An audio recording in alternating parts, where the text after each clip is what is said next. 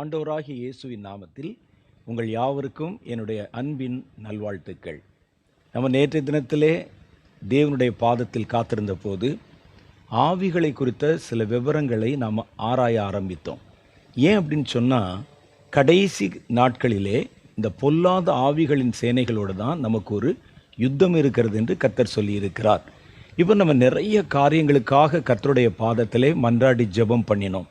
எல்லா பிரச்சனைகளையும் நீங்கள் நுணுக்கமாக கவனித்து பார்த்தா, சில டெஸ்டிமோனி நீங்கள் கேட்டீங்க, சாட்சி, அவைகளை நல்லா உன்னிப்பாக கவனித்து பார்த்தால் இவைகளுக்கெல்லாம் பின்புலத்தில் ஒரு பிசாசினுடைய ஆவி, ஒரு பிசாசினுடைய ஒரு போராட்டம், ஒரு கிரியையினால் உண்டான விளைவுகளைத்தான் நம்ம பார்க்க முடியும். ஏன்னா ஒரு கெட்ட பாவ பழக்கத்துக்குள்ளே கட்டி வைத்ததுன்னு சொல்கிறாங்கல்ல, யார் கட்டி வைத்தா? அது ஒரு பொல்லாத ஆவி. தேசத்தில் நிறைய கலவரங்களும் குழப்பங்களும் இருக்குன்னு சொல்கிறாங்களே, அது என்ன அப்படின்னு பார்த்தா அது ஒரு பொல்லாத ஆவி. இருளின் கிரியைகள் என்று நீங்கள் எதெல்லாம் பார்க்குறீங்களோ அது எல்லாமே பொல்லாத ஆவிகளால் உண்டாக்கப்படுகிற காரியங்கள் தான். தேவனுடைய கிரியைகள் வித்தியாசமானது. அது அன்பு, சந்தோஷம், சமாதானம் போன்ற காரியங்களால் கட்டப்பட்டிருக்கிறது. ஒவ்வொரு மனிதனையும் ஒரு பாவத்துக்குள்ளே அகப்படுத்துவதையும், தேசத்தை சீர்குலைப்பதும், தேசத்தில் எதிர்மறையான நிகழ்வுகளை கொண்டு வருவதும், அதனுடைய பின்புலத்தில் நீங்கள் நல்லா ஆராய்ந்து பார்த்தீங்கன்னா, ஆவிக்குரிய கண்ணை கொண்டு பார்த்தீங்கன்னா, மனிதர்கள் காரணமாக இருக்க மாட்டாங்க, ஒரு பொல்லாத பிசாசு காரணமாக இருக்கும். ஒன்றோ ஒன்றுக்கு மேற்பட்டதோ.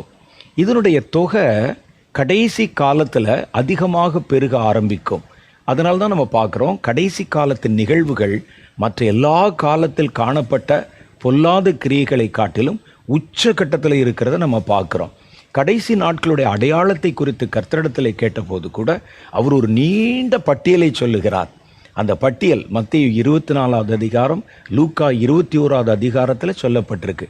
அதை நீங்கள் வாசித்து பார்த்தீங்கன்னா அதில் நன்மை என்று 1-2 காரியங்கள் தான் இருக்குது. அது தவிர மற்ற எல்லாமே பொல்லாத கிரியைகள், பொல்லாத காரியங்கள். ராஜ்யத்துக்கு விரோதமாக ராஜ்யம் எழும்பும், ஜனங்களுக்கு விரோதமாக ஜனங்கள் எழும்புவாங்க, இரத்தம் சிந்தப்படும், வஞ்சகர்கள் வருவாங்க, கள்ள கிறிஸ்துகள் தோன்றுவாங்க, அந்தி கிறிஸ்துகள் எழும்புவாங்க, ஜனங்களை ஏமாற்றுவாங்க, வஞ்சிப்பாங்க, கொடிய காலங்கள் வரும், அது பூமியினுடைய சத்துவங்கள் அசைக்கப்படும், கடல் அலைகள் முழக்கமாக இருக்கும், மரணம் சம்பவிக்கும். எல்லாம் நீங்கள் பாருங்களேன், நெகட்டிவாக இருக்கிற காரியங்கள். இது எல்லாத்துக்கும் பின்புலத்தில் பார்த்தா ஒரு பிசாசுனுடைய கிரியை இருக்கிறத நம்மால் பார்க்க முடியும். அதனுடைய கிரியையினுடைய விளைவு தான் இது வருகிறது. ஆண்டவர் சொல்கிறார், இந்த கடைசி காலம் பொல்லாங்கனுடைய கையிலே ஒப்பு கொடுக்கப்பட போகிறதுனால அதில் தேவனுடைய பிள்ளைகள் தேவனோடு கூட ஜீவிக்கும்படிக்கும், தங்களுடைய விசுவாசத்தை இழந்து விடாதபடி விசுவாசத்தை காப்பாற்றி கொள்ளும்படிக்கும் அவர்களுடைய வாழ்க்கையில் ஒவ்வொரு முறையும் கர்த்தருடைய ஆவியின் துணையை கொண்டு அந்த பொல்லாதவனை எதிர்த்து நின்று யுத்தம் செய்யணும். இப்போ நமக்கு வருகிற, எனக்கு பர்சனலாக வர்ற பிரச்சனைக்கு நான் கஷ்டப்பட்டு போராடி ஜெபம் பண்ணுறது வேற. பொதுவாக பிசாசு செய்யக்கூடிய காரியங்களில் தேவனுடைய பிள்ளைகள் ஒன்றிணைந்து அவனுக்கு விரோதமாக காரியம் செய்கிறாங்கல்ல, அதற்கு பேர் தான் யுத்தம் என்று சொல்லுகிறோம். யுத்தம் என்பது ஒரு தனி மனிதனுக்கும் பிசாசுக்கும் உண்டாகிற ஒரு போராட்டம் அல்ல. தேவனுடைய பிள்ளைகளினுடைய கூட்டத்துக்கும் தேவனுடைய பிள்ளைகளுடைய சேனைக்கும் சாத்தானுக்கும் இடையிலே நடக்கிற ஒரு போராட்டம். இந்த போராட்டத்துக்கு பேர் தான் யுத்தம் என்று சொல்லுகிறோம். இப்போ இதில் நிறைய காரியங்களை குறித்து, இந்த யுத்தத்தை நம்ம செய்வதற்காக கர்த்தர் நம்மை தம்முடைய விசேஷித்த ஆவியினாலே நிரப்புகிறார். இந்த அபிஷேகத்துக்கு பேர் யுத்த அபிஷேகம். இந்த கடைசி நாட்களில் கர்த்தருடைய பிள்ளைகள் தேவனுடைய ஊழியத்தை செய்வதற்கும், கர்த்தருடைய பிள்ளைகள் தேவனோடு கூட இணைந்திருந்து தங்கள் விசுவாசத்தை இழந்து விடாதபடி காத்து கொள்வதற்கும், கர்த்தரோடு கூட இணைந்து வாழ்வதற்குமாக தேவன் தம்முடைய அபிஷேகத்தை தருகிறார்னு பார்த்தோம். அப்போ இந்த கடைசி கால அபிஷேகங்கள் என்றால் அவைகள் வித்தியாசமானது. கர்த்தர் நமக்கு வாக்குத்தத்தம் கொடுத்து என்ன பேசினார்னா, கடைசி காலத்தில் முதல் கட்டமாக நான் 4 விதமான அபிஷேகங்களை கட்டவிழ்த்து விடுவேன் என்றார். அந்த அபிஷேகத்தில் ஒன்றுக்கு பேர் தான் யுத்த அபிஷேகம். ஏன் இந்த யுத்த அபிஷேகத்தை தர்றாங்கன்னா, வேதம் சொல்லுது கடைசி நாட்களில் கர்த்தருடைய பிள்ளைகளுக்கு ஒரு போராட்டம் சொல்லப்பட்டிருக்கிறது. இந்த போராட்டம் எப்படிப்பட்டதுன்னா, ஆவிக்குரிய ஒரு போராட்டம். மாம்சத்தோடும் அல்ல, இரத்தத்தோடும் அல்ல, அதிகாரங்களோட, துரைத்தனங்களோட, அந்தகார லோகாதிபதிகளின் ஆவிகளோட, வான மண்டலங்களில் உள்ள பொல்லாத ஆவிகளின் சேனைகளோட நமக்கு ஒரு போராட்டம் உண்டு. இவைகள் எல்லாம் அந்த தீங்கு நாளிலே நாம் எதிர்க்கவும் யாவற்றையும் செய்து முடித்தவர்களாய் நிற்கவும் கர்த்தர் சித்தம் கொண்டிருக்கிறார். அதனால்தான் கர்த்தர் என்ன செய்கிறார்னா, தம்முடைய பரிசுத்த ஆவியின் அபிஷேகத்தில் யுத்தம் செய்வதற்கான அபிஷேகத்தை தருகிறார். அப்போ இது குறித்து நம்ம பார்த்துருக்கிறோம். பரிசுத்த ஆவியான ஒரு யுத்தம் செய்வாரா அப்படின்னு கேட்டால், பழைய ஏற்பாட்டு காலத்தில் ஒரு தாவீது, ஒரு சிம்சோன் போன்றவர்கள் தேவனுடைய ஆவியிலே நிறைந்து தான் யுத்தத்தை செஞ்சிருக்கிறாங்க. அப்போ கர்த்தருடைய ஆவியானவர் இறங்கும் பொழுது அவர்கள் இயற்கைக்கு மேற்பட்ட பலத்தினால் நிறைந்து சத்துருவை எதிர்கொண்டிருக்கிறார்கள் என்று வேத புஸ்தகத்தில் தெளிவாக சொல்லப்பட்டிருக்கிறது. அந்த நாளில் நடந்த யுத்தம் மாம்சத்தோடு, மாம்சமான மனிதர்களோடு நடந்த ஒரு போராட்டம். ஆனால் கடைசி நாட்களில் கர்த்தருடைய பிள்ளைகள் எதிர்கொள்ளுகிற இந்த போராட்டம், யுத்தம் என்பது மாம்சத்தோடு அல்லையா, இரத்தத்தோடு அல்ல, அதிகாரங்களோட, துரைத்தனங்களோட, அந்தகார லோகாதிபதிகளின் ஆவிகளோட, வானமண்டலத்தில் இருக்கிற பொல்லாத ஆவிகளின் சேனைகளோட நமக்கு ஒரு யுத்தம் நியமிக்கப்பட்டிருக்கிறது. அதனால்தான் கடைசி காலத்தில் கர்த்தர் தம்முடைய யுத்த அபிஷேகத்தை, இயற்கைக்கு மேற்பட்ட ஒரு போராட்டத்தை நீங்கள் செய்யும்படி உங்களை வல்லமைப்படுத்துகிற, தகுதிப்படுத்துகிற, பலப்படுத்துகிற அபிஷேகத்தை கர்த்தர் நமக்கு வாக்கு பண்ணி இருக்கிறார். அந்த அபிஷேகத்தை நான் இந்த நாட்களிலே கட்டவிழ்ப்பேன் என்று சொல்லியிருக்கிறார். அப்போ நம்ம ஏற்கனவே வாசித்த மாதிரி, நான் உங்களுக்கு சொன்ன மாதிரி, ஒரு காரியத்தை கர்த்தர் கொடுக்கறதுக்கு முன்னால் அந்த காரியத்தினுடைய முழு தன்மை என்ன என்பதை நம்ம புரிந்து கொள்ளணும். அதை எதுக்கு தர்றாங்க, அதை எதற்காக உபயோகப்படுத்தணும் என்பதை தெளிவாக தெரிந்தால்தான் நாம் தேவனிடத்திலிருந்து பெற்றுக்கொள்ளுகிற நன்மையை சரியான விகிதாச்சாரத்திலே பயன்படுத்தி கொள்ள முடியும். நிறைய பேர் பாருங்க, பரிசுத்த ஆவியானவருடைய அபிஷேகத்தை பெற்று அதை ரொம்ப அடிப்படையான காரியங்களுக்கு மாத்திரம்தான் பயன்படுத்துவாங்க. ஆனால் பரிசுத்த ஆவியானவர் என்பவர் தேவனுடைய திருத்துவத்திலே ஒன்றானவர். அவரால் எல்லாம் செய்ய முடியும். அப்படிப்பட்ட ஆவியானவரை கொண்டு நம்ம ரொம்ப சின்ன காரியங்களை செயல்படுத்துவதற்காக மாத்திரம் பயன்படுத்தி கொள்கிறோம். குறிப்பாக ஒரு அந்நிய பாஷை பேசுறதுக்கு, ஒரு ஜெபம் பண்ணுறதுக்கு, இவ்வளவுதான் பரிசுத்த ஆவியானவரை. ஆனால் பரிசுத்த ஆவியானவர் எல்லையில்லாதவர். அவரால் எவ்வளவோ காரியங்களை செயல்படுத்த முடியும். அப்போ அதை நம்ம நல்லா புரிந்து கொண்டால்தான் அதை எப்படி பயன்படுத்த முடியுமோ அதற்கு வேண்டிய முறைகளிலே அதை நம்மால் பயன்படுத்த முடியும். இப்போ நம்ம பார்க்க போகும்போது நமக்கு நியமிக்கப்பட்ட யுத்த அபிஷேகம். அப்போ இந்த யுத்தம் யாரோட செயல்படுத்தப்பட போகிறது? நேற்றைய தினத்தில் நம்ம அதை குறித்து தான் தியானிக்க ஆரம்பித்தோம், ஆராய ஆரம்பித்தோம், அறிந்து கொள்ள ஆரம்பித்தோம். நம்முடைய எதிரியை முதல்ல நம்ம தெரிந்து கொள்ளணும். யாரோட சண்டை போட போகிறோமோ அவருடைய பலம் என்ன, பலவீனம் என்ன, அவருடைய குணம் என்ன, அவருடைய தன்மை என்ன, அவன் எப்படிலாம் போராடுவான், அவன் கையில் என்ன ஆயுதம் இருக்கிறது, அவனுக்கு துணையாக நிற்கிறவங்க யார், பக்கபலமாக நிற்கிறவங்க யார், அவங்களுடைய பின்னணி என்ன என்பதெல்லாம் நம்ம தெரிந்து கொள்ளணும். நம்ம தெரியாமல் ஏதோ யுத்தம் வருகிறது என்று சொல்லி போய் நின்னா நாம் அந்த யுத்தத்தில் ஒரு ஜெயத்தை பெற முடியாது. தாவீது யுத்த களத்தில் நின்ற பொழுது எதிராளியாய் நின்ற கோலியாத்துடைய பலவீனம் என்ன என்பதை அவர் அறிந்திருந்தார், அல்லது தேவனாலே அறிவிக்கப்பட்டிருந்தார்.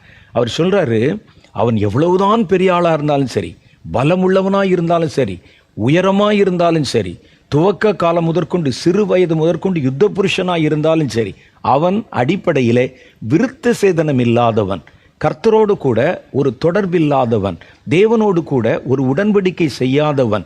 அப்படிப்பட்டவன் கண்டிப்பாக பலவீனனாத்தான் இருப்பான். மற்றவர்களுக்கு முன்னால் எப்படியோ, நான் கர்த்தரிடத்தில் உடன்படிக்கை செய்து கொண்டவன், கர்த்தரால் அழைக்கப்பட்டவன், கர்த்தரால் அபிஷேகம் பண்ணப்பட்டவன். ஆகவே நான் தேவனுடைய நாமத்தினால எங்கே போகிறேன், அவன் தன்னுடைய பலத்தை நம்பி வருகிறான், அது அவனுடைய பலவீனம். தன்னுடைய அனுபவத்தை நம்பி வருகிறான், அது அவனுடைய பலவீனம். ஆனால் என்னுடைய பலம் என்னை அனுப்பின தேவன் மேலே நம்பிக்கையாக நான் அங்கே கடந்து வருகிறேன் என்று அவர் சொன்னார். அது மாதிரி தான் நம்ம எதிர்கொள்ளுகிற ஆவியை குறித்து, பிசாசை குறித்து, அந்த சத்துருவை குறித்து முதல்ல நம்ம அறிந்திருக்கணும்.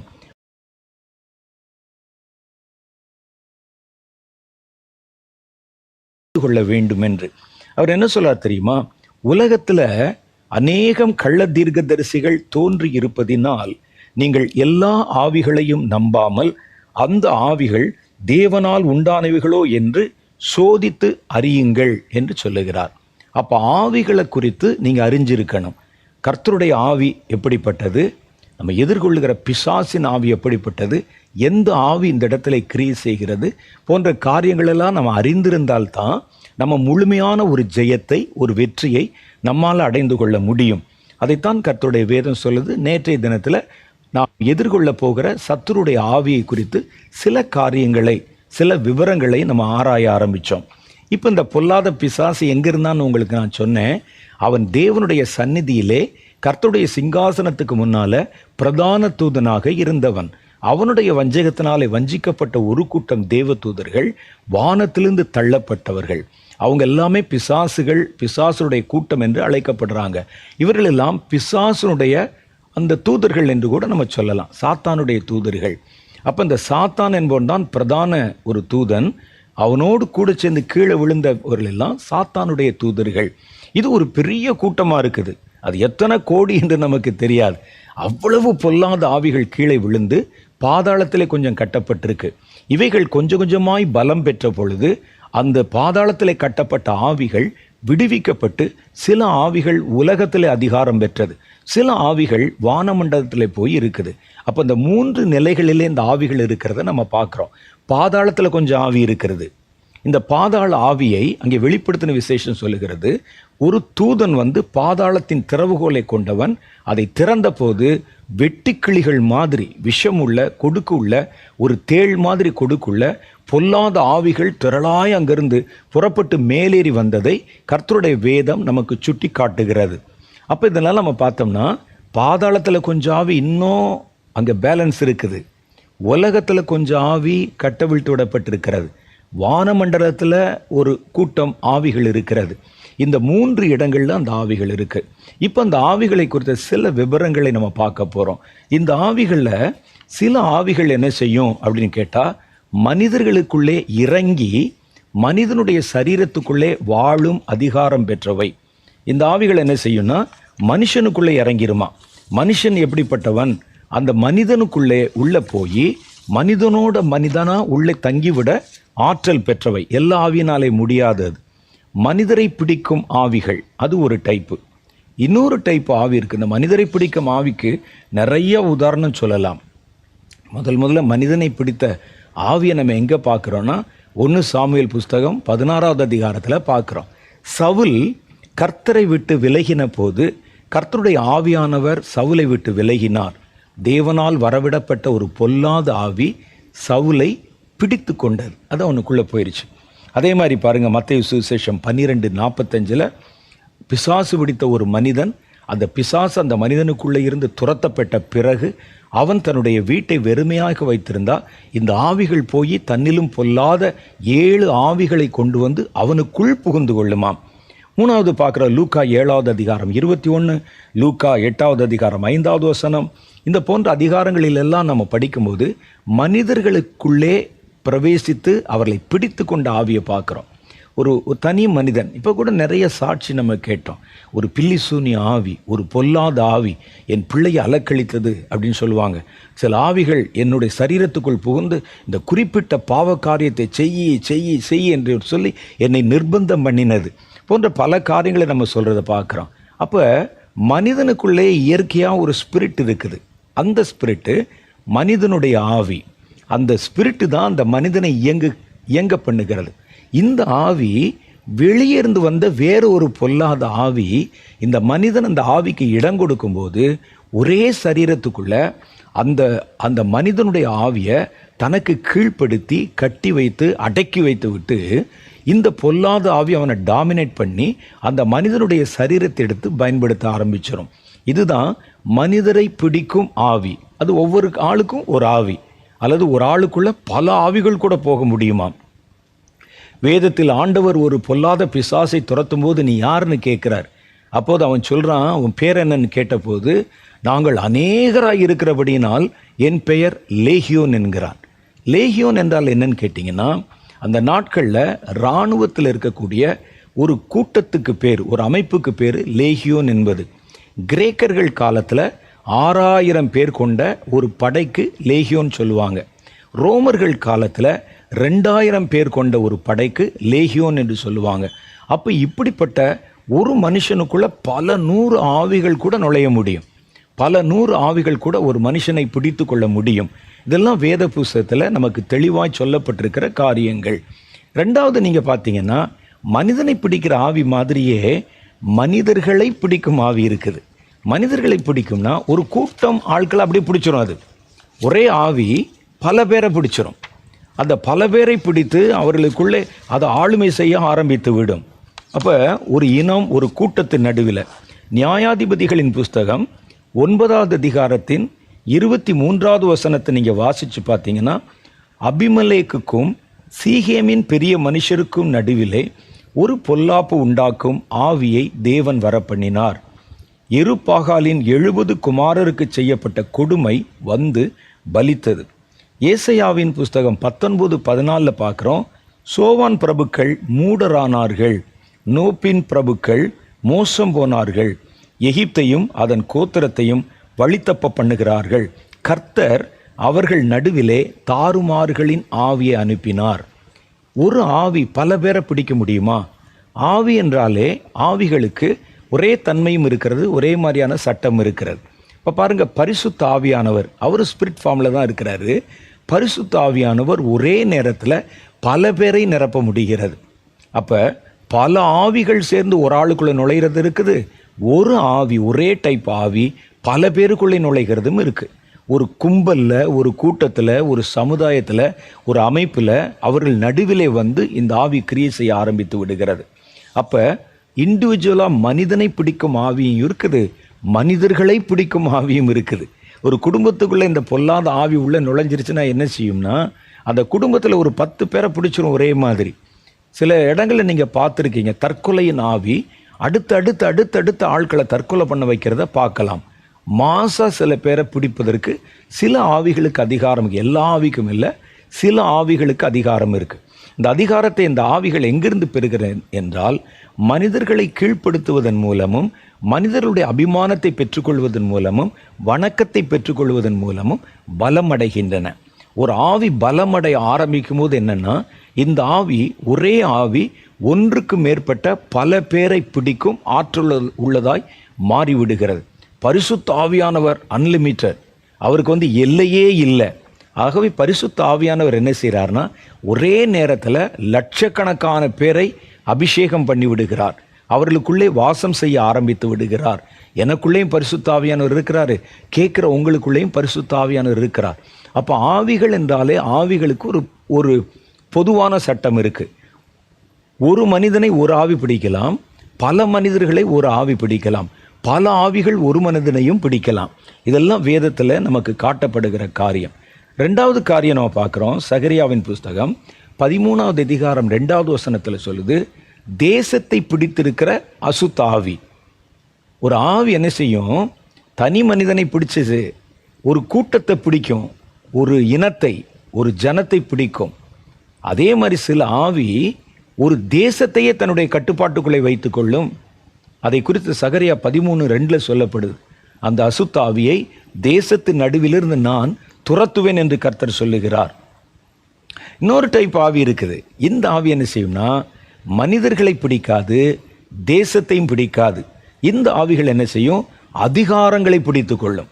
எங்கே அதிகாரங்கள், சட்டங்கள் இருக்கோ அதெல்லாம் பிடிச்சு அதை தாறுமாறாக்கி குழப்பம் பண்ணி மனிதர்களுக்கு தொந்தரவு கொடுக்கும், மனிதர்களை அழித்து விடும். இதை பற்றிலாம் பின்னால் பார்க்க போகிறோம்.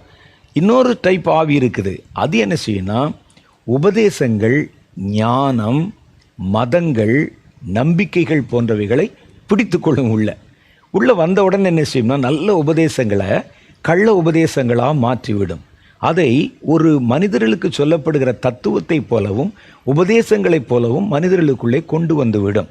அப்போ நம்ம பார்க்குற இந்த ஆவி மனிதரை பிடிக்கும் ஆவி, மனிதர்களை பிடிக்கும் ஆவி, தேசத்தை பிடிக்கும் ஆவி, அதிகாரங்களை பிடிக்கும் ஆவி, உபதேசங்கள் அல்லது தத்துவங்கள், ஞானம், மதங்களை பிடிக்கும் ஆவி. இந்தந்த ஆவி பார்த்தீங்கன்னா அந்தந்த கேடரில் இருக்கிற ஆவி அந்தந்த வேலையை தான் செய்யும். அதுதான் அதில் விசேஷம். இப்போ பார்த்தீங்கன்னா ஒரு திருடன் ஒரு இடத்துல ஒரு ஹவுஸ் பிரேக்கிங் நடந்துருச்சுன்னு வச்சுக்கோங்க, போலீஸில் போய் கம்ப்ளைண்ட் பண்ண உடனே அவங்க பழைய ரெக்கார்ட்ஸ் எடுத்து பார்த்து இதை இவன் தான் செய்வான் என்று உடனே கண்டுபிடிச்சிருவாங்க. அது எப்படி நடக்கிறது என்று ஒரு காவல்துறை அதிகாரியிடத்தில் கேட்டபோது அவர் சொன்ன ஒரு பதில் என்னன்னா, திருடர்களில் பல டைப் இருக்கிறாங்க. அதில் ஒன்று இந்த நகைகளை பறித்து கொண்டு ஓடுகிறவன், வீட்டை உடைச்சு அதில் திருடுகிறவன், பிக் பாக்கெட் அடிக்கிறவன், இப்படி இருக்கிறான்ல, அவனை நீங்கள் சிறையில் பிடிச்சி தண்டித்து அதுக்கப்புறம் வெளியே விட்டால் கூட வெளியே வந்த பிறகும் அவன் விட்ட தொழிலைத்தான் பெட்டராக செய்ய நினைப்பான் ஒழிய வேறு ஒரு திருட்டு தொழிலுக்கு அவன் போக மாட்டான். ஹவுஸ் பிரேக்கிங் பண்ணுறவன் ஹவுஸ் பிரேக்கிங் தான் பண்ணுவான். பிக் பாக்கெட் அடிக்கிறவன் பிக் பாக்கெட் தான் அடிப்பான். அவன் சிறைப்பட்டு திரும்பி வந்த பிறகு கூட, ஐயோ நம்ம போனோட பிக் பாக்கெட் அடித்தோம், மாட்டிக்கிட்டோம், அதனால் இந்த முறை சங்கிலி அறுப்போம் அப்படின்னு அதுக்குள்ளே போக மாட்டானா. இந்த பிக் பாக்கெட்டையே, இது திருடர்களுடைய சைக்காலஜி, இந்த பிக் பாக்கெட்டையே பிடிபடாமல் செய்வது எப்படின்னு தான் யோசிப்பான் ஒழிய அவன் வேறு ஒரு திருட்டுக்கு போக மாட்டான் அப்படின்னு சொல்கிறாங்க. இவனும் திருடன் தானே, பிசாசு. அப்போ அவனுடைய சைக்காலஜி என்னென்னா, என்ன ஆவி என்ன வேலை செய்யுமோ அதைத்தான் அது செய்யும். ஒரு மனிதனை கொலை செய்யும்படிக்கு நெருப்பில் தள்ளுற ஆவி எவனை பிடிச்சாலும் அதை தான் செய்யும். அந்த வகையை சேர்ந்த ஆவி அந்த வேலைத்தான் செய்யும். மனங்களை குழப்புகிற ஆவி மனதை குழப்புகிற வேலை தான் செய்யும். பில்லிசூனி ஆவி ஏவப்பட்ட இடத்துல போய் கிரியை செய்வதை தான் வழக்கமாக வச்சுருக்கோம். இது மாதிரி நிறைய ஆவிகள், அவைகளுடைய கிரிகளை பற்றி நம்ம தெரிந்து கொள்ள வேண்டும். அப்போ மனிதனை பிடிக்கும் ஆவி இருக்கிறது. ஒரே ஆவி பல மனிதனை பிடிப்பதும் உண்டு. ஒரு குடும்பத்துக்குள்ள 4 பேர் இருந்தால் 4 பேரையும் அந்த ஆவி பிடித்திருக்கிறத, தொடர்ந்து அவர்களை அந்த ஆவி தன்னுடைய கட்டுப்பாட்டில் வைத்து கொண்டு இயக்குகிறதை நம்மால் பார்க்க முடியும். ஒரு இனம், ஒரு கூட்டம், ஒரு ஊர், ஒரு சின்ன கிராமம், அதில் இருக்கிற ஒரு ஜாதி, இந்த மாதிரியெல்லாம் இருக்கக்கூடிய ஒரு கூட்டத்தையே ஒரு ஆவி தன்னுடைய கட்டுப்பாட்டில் வச்சுருக்கோம். அவங்கள உசுப்பேற்றி விட்டு அவங்களுடைய மனதை மாற்றி ஒரே மாதிரி பேசுவான், எல்லாரும் ஒரே மாதிரி விடமாட்டான். அந்த ஆவி அவர்களை தன்னுடைய கட்டுப்பாட்டில் வச்சுருக்கோம். அப்போ இதெல்லாம் நம்ம புரிந்து கொள்ள வேண்டும். இப்போ இந்த ஆவிகளை குறித்த சில காரியங்களை நம்ம பார்க்குறோம். இந்த ஆவிகள் எப்பொழுது ஒரு மனிதனை பிடிக்கிறதுன்னு நம்ம பார்க்கணும். ஒரு தேசத்தை எப்போ பிடிக்குதுன்னு நம்ம பார்க்கணும். ஒரு மனிதன் இடம் கொடுக்காமல், நீங்கள் நல்ல ஒரு காரியத்தை மனசில் வச்சுக்கோங்க, ஒரு மனிதன் இடம் கொடுக்காமல் பொல்லாத ஒரு ஆவியோ கர்த்தருடைய ஆவியோ அந்த மனிதனைக்குள்ளே நுழைய முடியாது. ஆண்டவர் என்ன சொல்கிறார் பாருங்களேன். இதெல்லாம் ஆவிகளுக்கென்று கர்த்தர் வைத்திருக்கிற ஒரு பொதுவான சட்டம், ஒரு பொதுவான காரியம். ஒரு மனுஷன் இடம் கொடுத்தா தான் ஒரு ஸ்பிரிட்டு, அது தேவனுடைய ஆவியோ அல்லது பொல்லாத ஆவியோ உள்ள நுழைய முடியும். நீங்கள் நல்லா பாருங்கள், பரிசுத்த ஆவியின் அபிஷேகத்தை பெற்ற பொழுது நீங்கள் இருதயத்தை திறந்து அவருக்கு இடம் கொடுத்த போது தான் அவர் உங்களை நிரப்பினார். அவராக வலுக்கட்டாயமாக நான் உன்னை நிரப்பேன் என்று சொல்லவில்லை. உங்களுக்கு ஏதாவது ஒரு சோதனை கொடுத்தோ, பிரச்சனை கொடுத்தோ, மனதில் ஒரு மன மாற்றத்தை கொடுத்தோ, நீங்கள் அவரை அழைக்கும்படிக்கு சொல்லி இருதயத்தின் கதவை நீங்கள் திறந்த பிறகுதான் கர்த்தர் உள்ளே நுழைந்தார். அப்போ வேத புஸ்தகத்தில் என்ன போட்டிருக்குது? நான் ஒருவனுடைய இதயத்தின் கதவண்டையில் நின்று ஆசையாய் கதவை தட்டுகிறேன், ஒருவன் என் சத்தத்தை கேட்டு கதவை திறந்தால் நாங்கள் அவனுக்குள் அவனோட போஜனபானம் பண்ணுவோம், அப்படின்னா அவனோட தங்கி இருப்போம்னு அர்த்தம். அப்போ பரிசுத்த ஆவியானவர் உள்ளே வரணும்னாலும் ஒரு மனிதன் இடம் கொடுக்கணும், தன் இருதயத்தை திறந்து கொடுக்கணும். அதே மாதிரி தான் ஒரு பிசாசு ஒரு மனிதனை பிடிக்கணும்னாலும் ஒரு மனிதனை வலுக்கட்டாயமாய் பிடித்து விட முடியாது. அந்த மனிதன் அதற்கு இடம் கொடுக்கணும். அதற்காக சாத்தான் என்ன செய்கிறான்னா, ஒரு மனிதனுடைய நல்ல அபிப்பிராயத்தை பெறுவதற்கும் அல்லது அந்த மனிதனை இடம் கொடுக்க வைப்பதற்கும் அவனுடைய கையில் சில காரியங்களை, சில பொருள்களை வைத்திருக்கிறான்.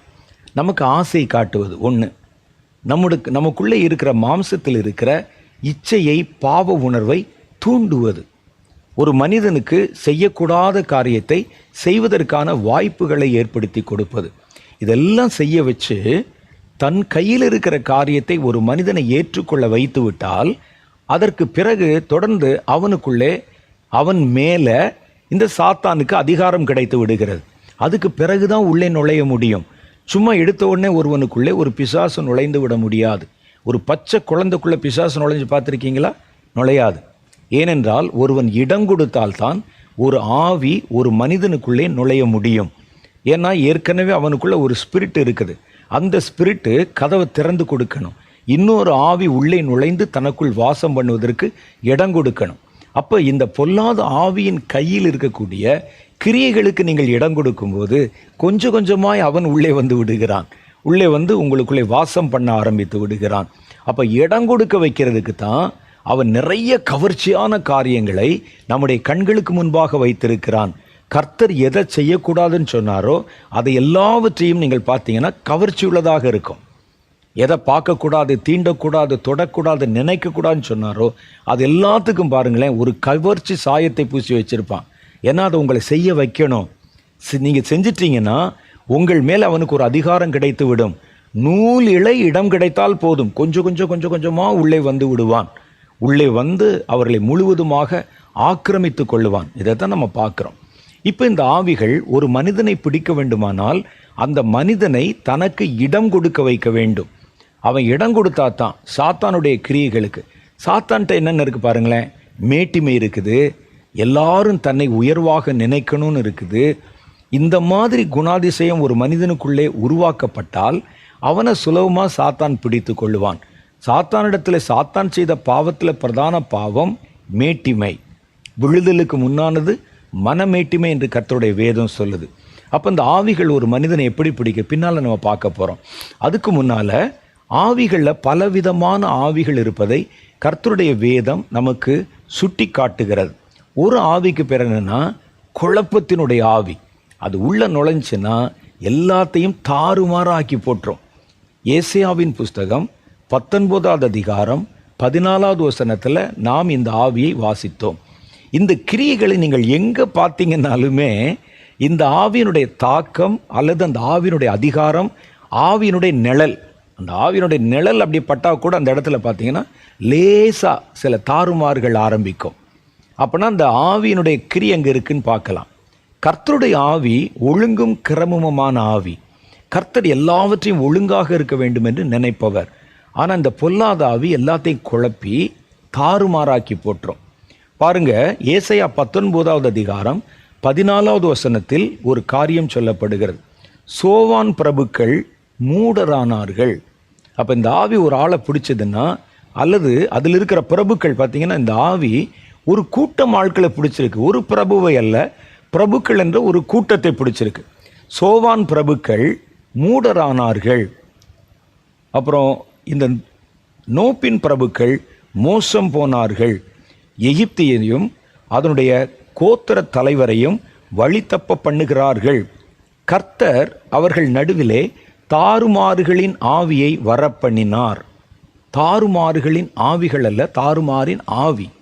அந்த ஆவி உள்ளே வந்தபோது இவர்கள் எல்லாரையும் தன்னுடைய கட்டுப்பாட்டில் கொண்டாந்துருச்சு. அப்போ இந்த தாறுமாறுகளின் ஆவி என்ன செய்யும் அப்படின்னு சொன்னால் முதல்ல மூடராக்கிரும் ஒரு ஆளை.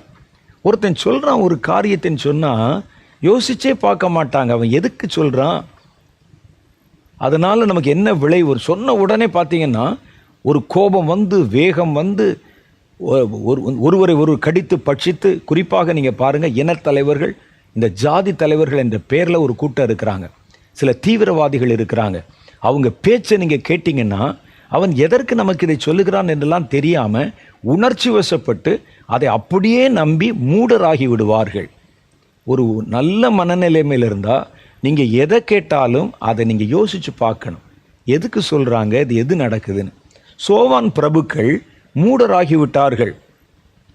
இந்த தோப்பின் பிரபுக்கள் மோசம் போய்விட்டார்கள். எகிப்தும் அதனுடைய கோத்திர தலைவர்களும் வழித்தப்பு பண்ணுகிறார்கள். கர்த்தர் அவர்கள் நடுவிலே தாறுமாறுகளின் ஆவியை வரப்பண்ணினார். ஆனது முதல் கொண்டு இந்த ஆவி வந்ததிலிருந்து வெறியன் வாந்தி பண்ணி தள்ளாடி திரிகிறதை போல அவர்கள் எகிப்தை அதன் எல்லா செய்கைகளிலும் தள்ளாடி திரிய பண்ணுகிறார்கள். அப்போ பாருங்க, ஒரு கூட்டம் பேர் இருக்கிறாங்க. அதில் சோவானுடைய பிரபுக்கள் எகிப்தை பற்றி சொல்லுது. அப்புறம் தோப்பினுடைய பிரபுக்கள் எகிப்தில் இருக்கக்கூடிய அந்த கோத்திர பிதாக்கள், இவங்க நடுவில் தாறுமாறின் ஆவி என்ற ஒரு ஆவி அவர்களை பிடித்து கொண்டது. இவன் என்ன செய்கிறான்னா, வெறிய நல்லா குடிச்சு வெறிச்சவன் வாந்தி பண்ணி தள்ளாடி திரிகிற மாதிரி தேசத்தையே தள்ளாட வச்சுட்டாங்களாம். சில தப்பான தலைவர்களை இந்த பொல்லாத ஆவி பிடித்து கொண்டால் தேசத்தை தடுமாற பண்ணும். எகிப்து தடுமாறிச்சு, எகிப்தின் ஜனங்கள் தடுமாறினார்கள். எங்கே நிற்கிறோன்னு தெரியல, என்ன நடக்குதுன்னு தெரியல, ஒரு விதமான பதட்டமான சூழ்நிலை. எப்பொழுது பார்த்தாலும் எங்கிருந்து ஆபத்து வரும் தெரியல, வாழ முடியுமா முடியாதான்னு தெரியல. இந்த தேசம் நமக்கு சாஸ்வதம், எப்போ பார்த்தாலும் தள்ளாடுது. புயல் வந்த கடலிலே ஒரு படகு தள்ளாடுவது மாதிரி தேசம் தள்ளாட ஆரம்பிக்குது. இன்றைக்கும் கூட பல தேசங்கள் இப்படித்தான் ஒரு தள்ளாட்டத்துக்குள்ளே கடந்து போயிருக்கிறத பார்க்குறோம். அதனுடைய பிரபுக்களையும் தலைவர்களையும் தாறுமாறுகளின் ஆவி பிடிச்சிருக்கு. இந்த ஆவி ஒரு நேரத்துக்கு ஒரு சட்டத்தை கொண்டு வரும், ஒரு நேரத்துக்கு ஒரு மாற்றத்தை கொண்டு வரும்.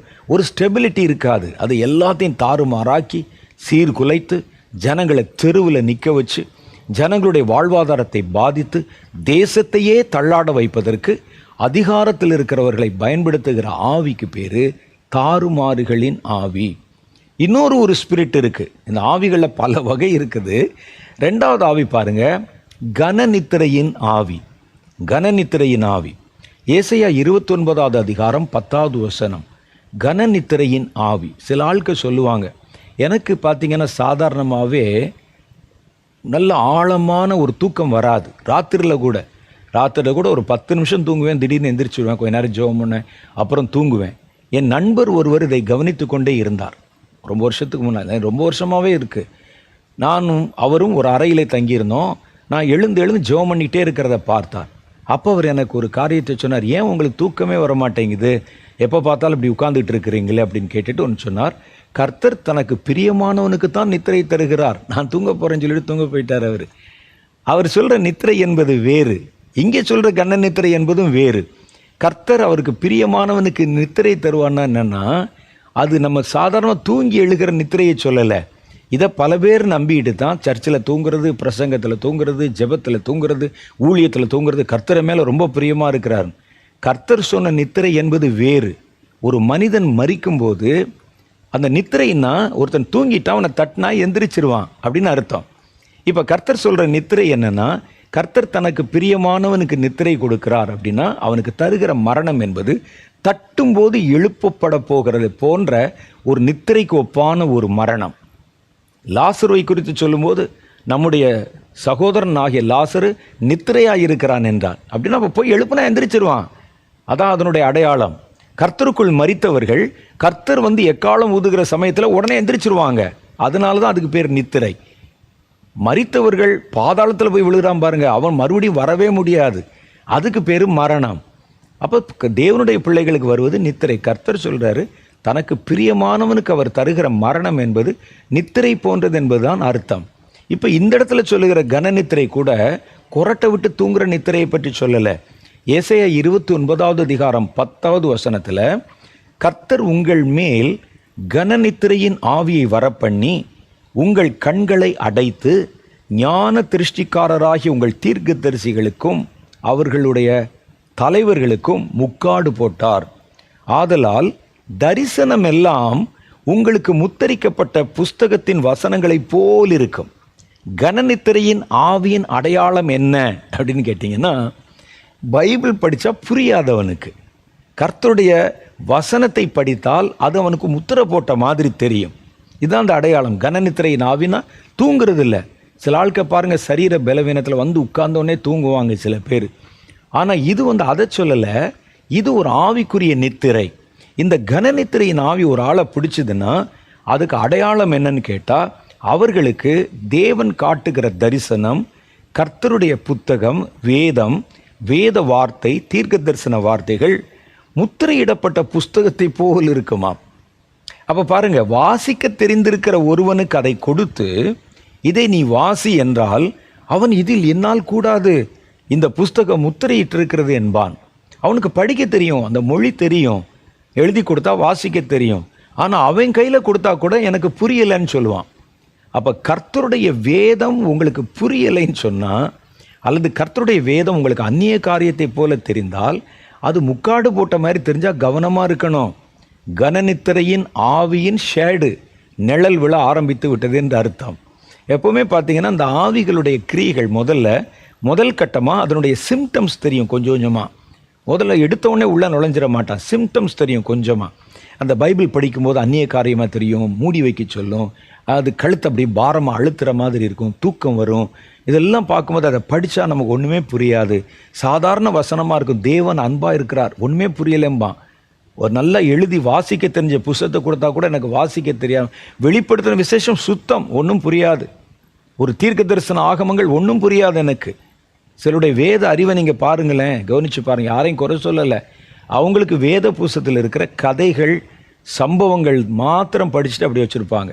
மிஞ்சி போனால் ஜெபம் பண்ணுறதுக்கு முன்னால் சங்கீதம் படிப்பாங்க, அவ்வளோதான்.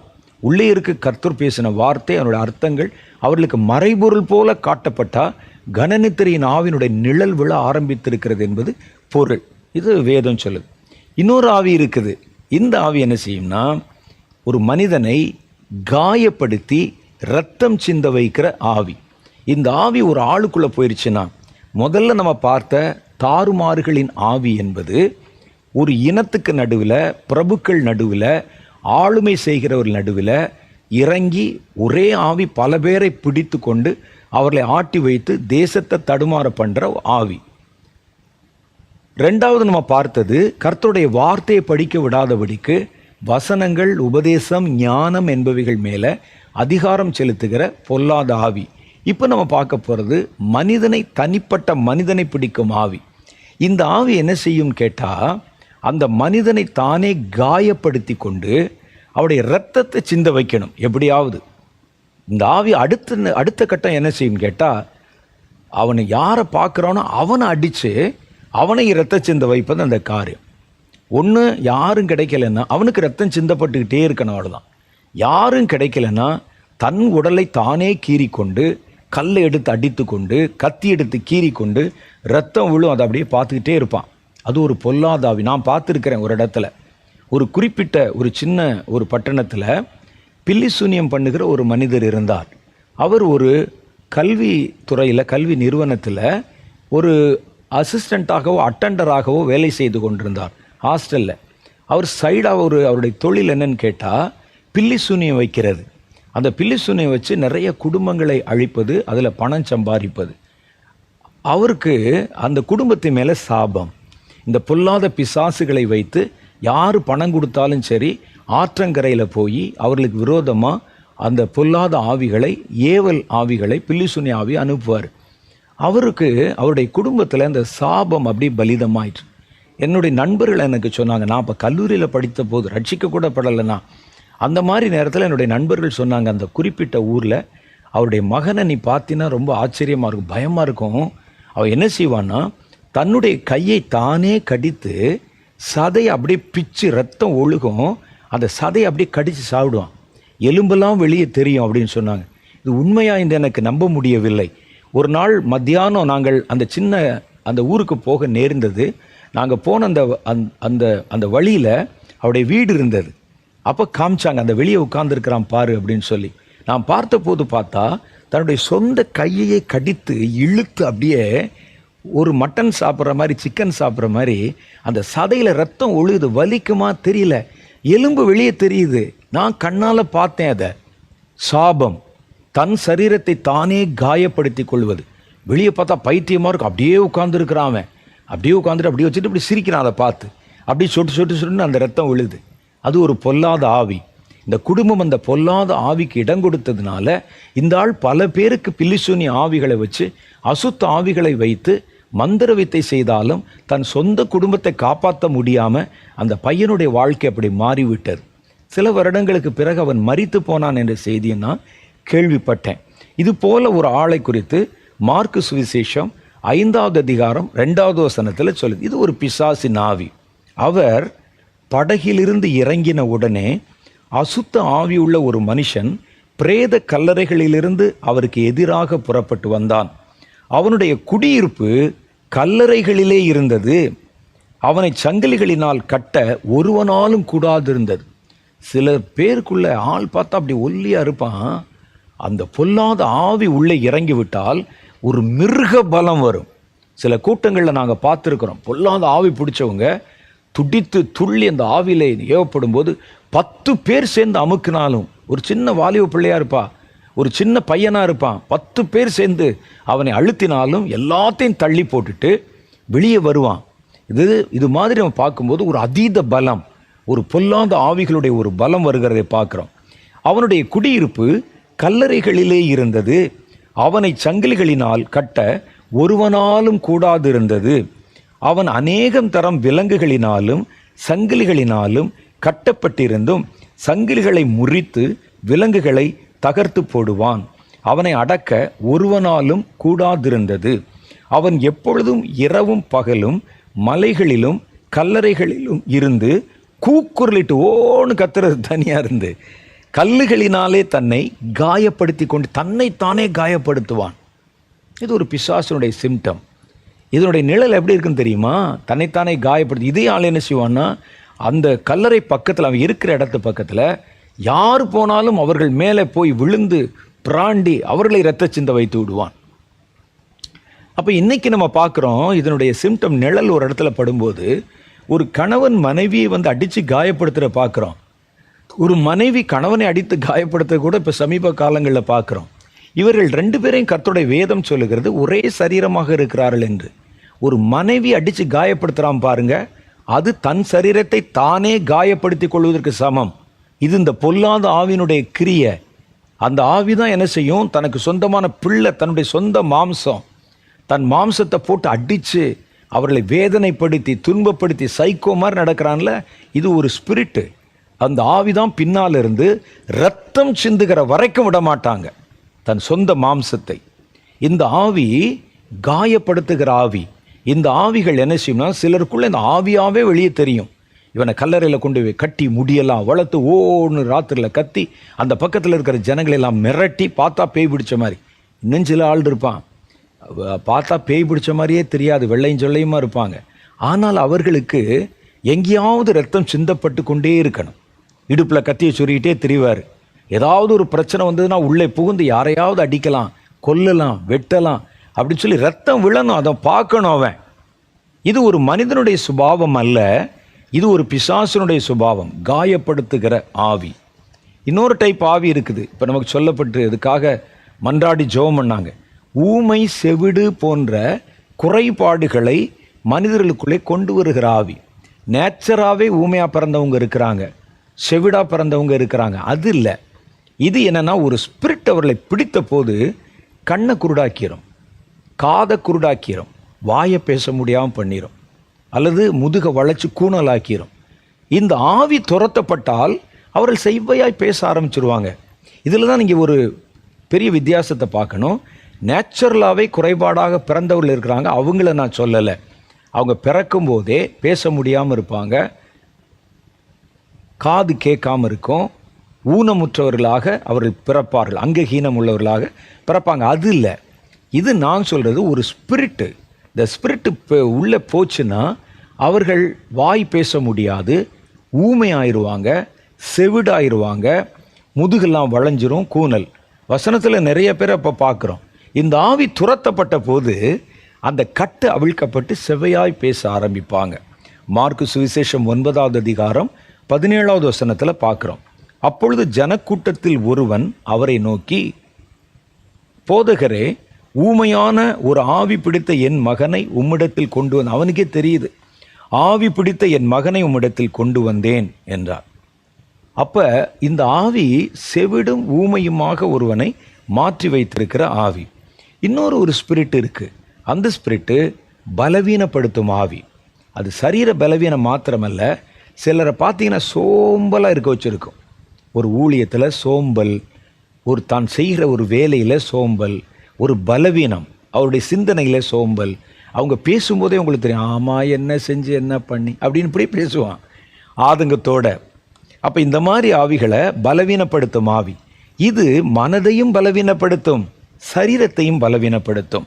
லூக்கா 13:11 சொல்லுது, அப்பொழுது 18 வருஷமாய் பலவீனப்படுத்தும் ஆவியை கொண்டிருந்த ஒரு ஸ்திரீ அங்கே இருந்தாள்.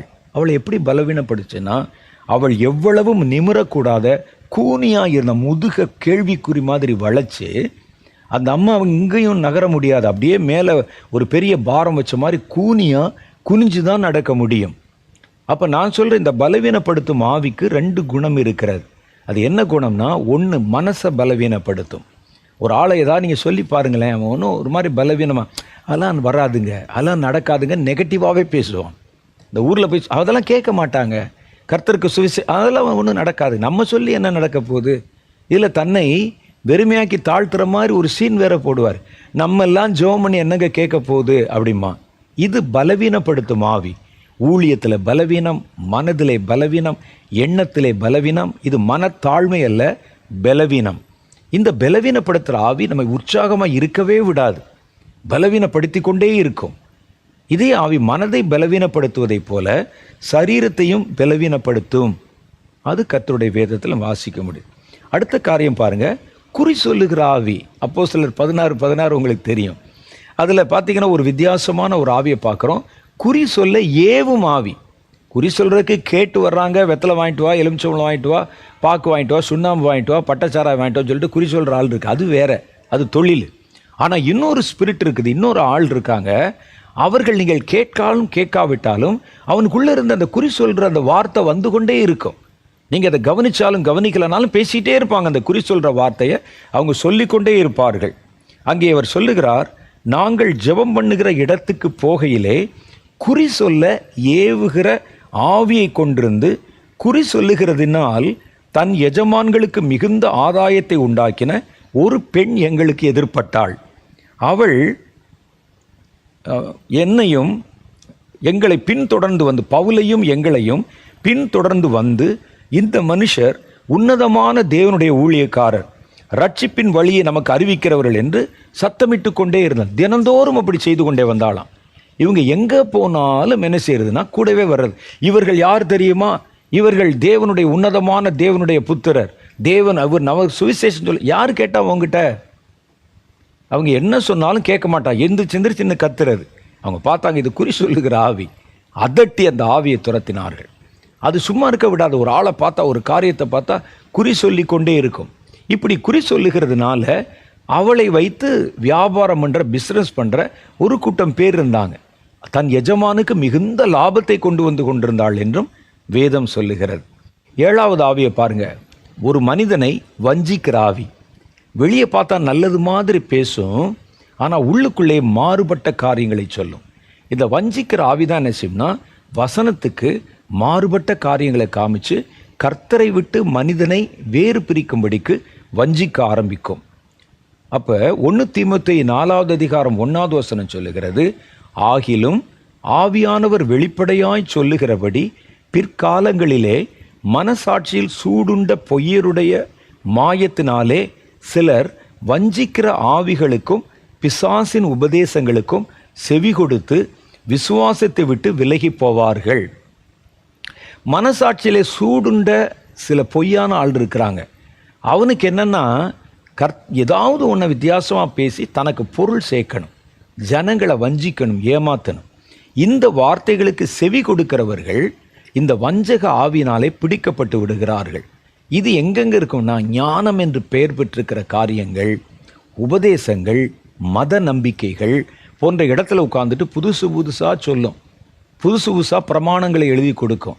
இது இத்தனை ஜாதி பிரிக்கணும், இத்தனை மதத்தை பிரிக்கணும், மனிதர்கள் இப்படி செய்யணுங்கிற மாதிரி காரியங்களை சொல்லி அவர்களை வஞ்சகத்துக்குள்ளே வழி நடத்துகிற வஞ்சிக்கிற ஆவிகள். இதுதான் நம்ம பார்க்குறோம். இப்போ இந்த ஆவிகள் எப்படி ஒரு மனிதனுக்குள்ளே நுழையுது? ஒரு மனிதனுக்குள்ளே நுழைஞ்சு அந்த மனிதனை கொண்டு நம்மை எதிர்க்க வைக்கிறது. அப்போ பார்க்குறோம், மனிதர்களை பிடிக்கும் ஆவி, மனிதனை பிடிக்கும் ஆவி. இந்த மனிதனை பிடிக்கும் ஆவி என்ன செய்யும்னா, தான் அந்த மனிதனுக்குள்ளே நுழைவதற்கு இடம் உண்டாக்குவதற்கு முதல்ல பிளான் பண்ணும். நீங்கள் அந்த நேரத்தில் ரொம்ப கவனமாக இருக்கணும். இதில் நிறைய டைப் இருக்குது. மனிதனுக்குள்ளேயே தங்கிடும், நிரந்தரமாக தங்கி, அது அவன் பரிபூர்ணமாக அதற்கு இடம் கொடுக்க ஆரம்பித்த உடனே அது நிரந்தரமாக அவனுக்குள்ளே தங்கி ஒரு மனுஷனுக்குள்ளே இருக்கிற ஆவி மாதிரியே அது வாசம் பண்ண ஆரம்பித்து விடும். இவர் அந்த ஆவியினாலே முழுசாக ஆக்குப்பை பண்ணப்பட்டு அதனால் இயக்கப்படுகிறவராக மாறிடுவார். அது பொசஸ்டு என்று சொல்லுகிறோம். அது உள்ள அந்த ஆவி இறங்கி முழு கட்டுப்பாட்டையும் தன்னுடைய கட்டுப்பாட்டில் வச்சுக்கிறோம். அவங்களுடைய பேச்சு, நட, தோரணை எல்லாம் பார்த்தா வித்தியாசமாக இருக்கும், அந்த ஆவி மாதிரி. அப்போ இது நிரந்தரமாக தங்கிடும். மனிதரை பிடிக்கிற ஆவியில் இன்னொரு டைப் இருக்குது, போக்கும் வரத்துமாக இருக்கும். அது என்னென்னா, கொஞ்சம் நேரம் அவனை பிடித்திருக்கும், அலைக்கழிக்கும், பாடுபடுத்தும், அப்புறம் கொஞ்சம் விலகிடும், அப்புறம் மறுபடியும் வரும், அவனை பிடிக்கும், போயிடும். இந்த ஆவி ரொம்ப ஆபத்தானது. எந்த நேரத்தில் வரும், எப்போ போகும் நமக்கு தெரியாது. மற்ற நேரத்தில் போகும்போது அது என்ன செய்யும் என்று நமக்கு தெரியும். அந்த நேரத்தில் அவர் நல்லா பேசிகிட்டு இருப்பார். திடீர்னு அந்த ஆவி உள்ளே இறங்கிடும். சிலர் சொல்லுவாங்களே, இவருக்கு என்ன நடந்துச்சேன்னு தெரியல, முகத்தையே பார்க்க முடியலைங்க, வேற ஆள் மாதிரி மாறிட்டாருன்னு. அது ஏன் அது நடக்குதுன்னு சொன்னால், அப்பப்போ வந்து போகிற அந்த ஆவி. இவர் ஒரு குறிப்பிட்ட குணத்துக்கு இடம் கொடுக்க ஆரம்பித்த உடனே அந்த ஆவி வந்து அவரை பிடித்து இயக்க ஆரம்பித்து விடும். சவுல் அதற்கு ஒரு நல்ல உதாரணம். கர்த்தரால் வரவிடப்பட்ட பொல்லாத ஆவி அடிக்கடி வந்து அவனை அலக்களித்து கொண்டிருந்தது. இந்த ஆவி வந்து பிடிச்ச உடனே அவர் என்ன செய்வார்னா, சில நேரத்தில் நீங்கள் சாமுவேல் புஸ்தகத்தில் படித்து பார்த்தா 16, 18, 19 படித்து பார்த்தா சில நேரத்தில் இந்த ஆவி இறங்கினோடனே அப்படியே இவர் தீர்க்கதரிசியாக மாறிடுவார். தீர்க்க தரிசனம் சொல்ல ஆரம்பித்து வாயிலெல்லாம் நுர தப்பி கீழே விழுந்து கண்ணெல்லாம் கோணி கொண்டு உடனே வந்து பக்கத்தில், ராஜா போதும் தீர்க்க தரிசனம், நான் விடமாட்டேன், கர்த்தர் சொல்லுகிறார், மலையில் நிற்கிறார், கடலில் நிற்கிறார்னு ஆரம்பிச்சிருவான். உடனே என்ன செய்கிறது ஒருவருக்கும் ஒன்றும் புரியாது. இது உண்மையிலே தீர்க்க தரிசன ஆவியான்னு பார்த்தா தீர்க்க தரிசன ஆவி இப்படிலாம் போட்டு அலக்கழிக்காது யாரையும். அவன் கண்ணெல்லாம் தப்பி கீழே விழுந்து உடனே வஸ்திரமெல்லாம் விலையை கிடந்து தீர்க்க தரிசனம் சொல்லுவார். உடனே ஓடி போய் இதை சுகமாக்குறதுக்கு என்னதான் செய்யறதுன்னு அப்போ தான் தாவீதை கண்டுபிடிக்கிறார்கள். தாவீது இசைக்கருவிகளை வாசித்ததுனால அல்ல, அவர் வாசித்த போது அவர் மேலே கர்த்தருடைய அபிஷேகம் இருந்ததுனால அபிஷேகத்தில் நிறைந்த ஆராதனையும் அபிஷேகத்தில் நிறைந்த துதியும் அவர் மூலமாய் வெளிப்பட்டது.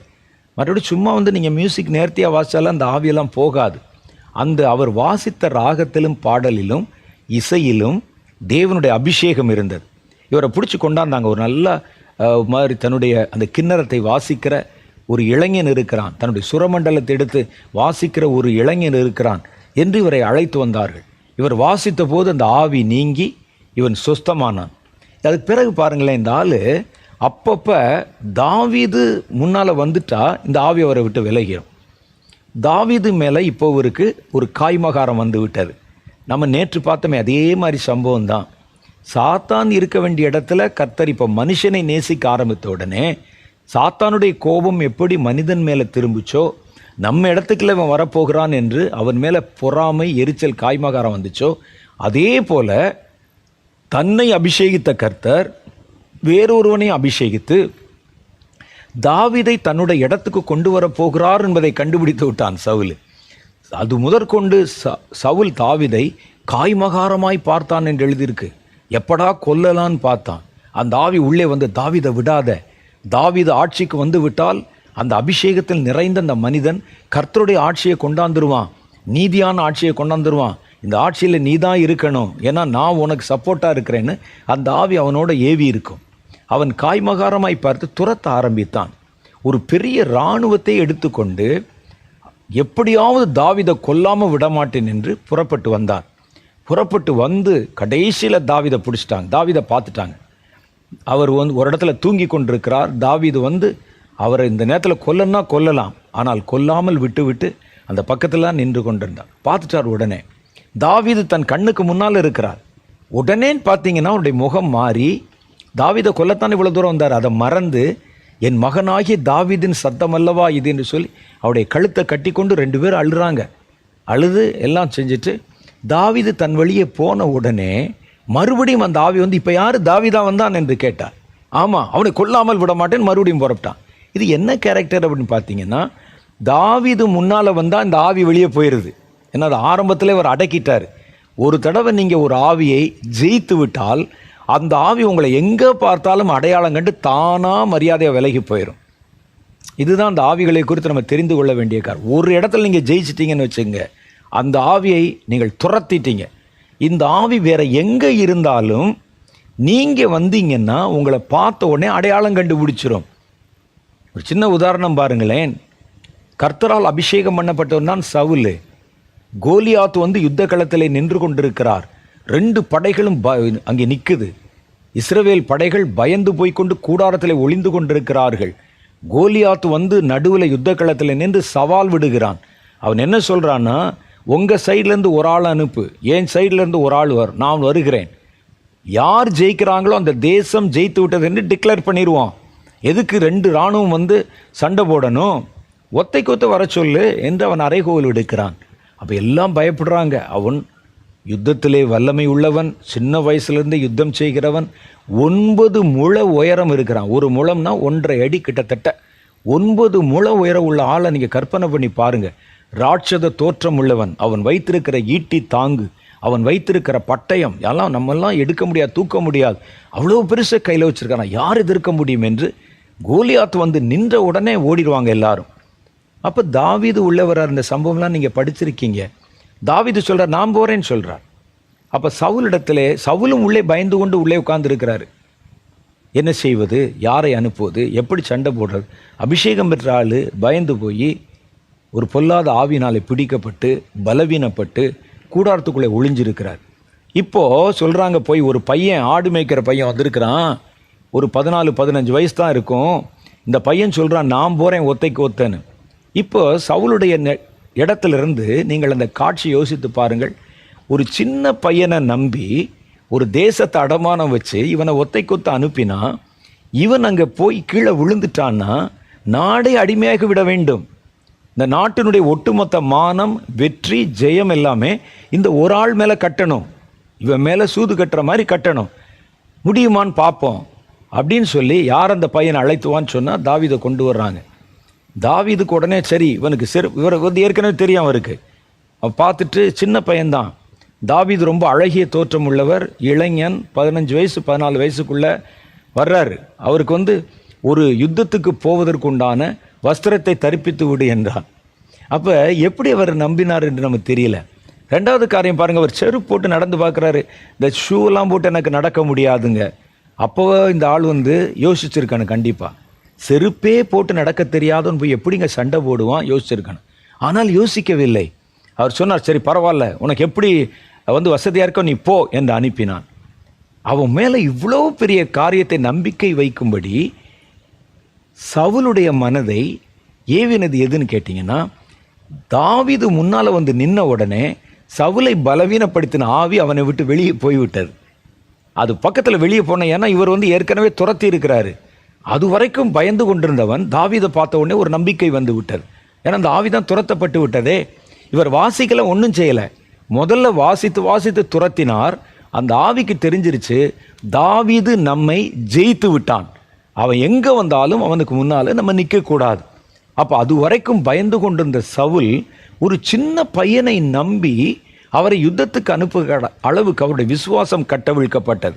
காரணம் என்னன்னு கேட்டிங்கன்னா, விசுவாசத்தை முடக்கி இருந்த அந்த பொல்லாத ஆவி, அந்த ஆவியை ஜெயித்த தாவீது முன்னால் வந்து நின்றதை பார்த்த உடனே அவனை விட்டு விலகி விட்டது. யுத்தத்தில் நீங்கள் முழுசாக தெரிந்து கொள்ள வேண்டிய ஒரு காரியம் இதுதான்.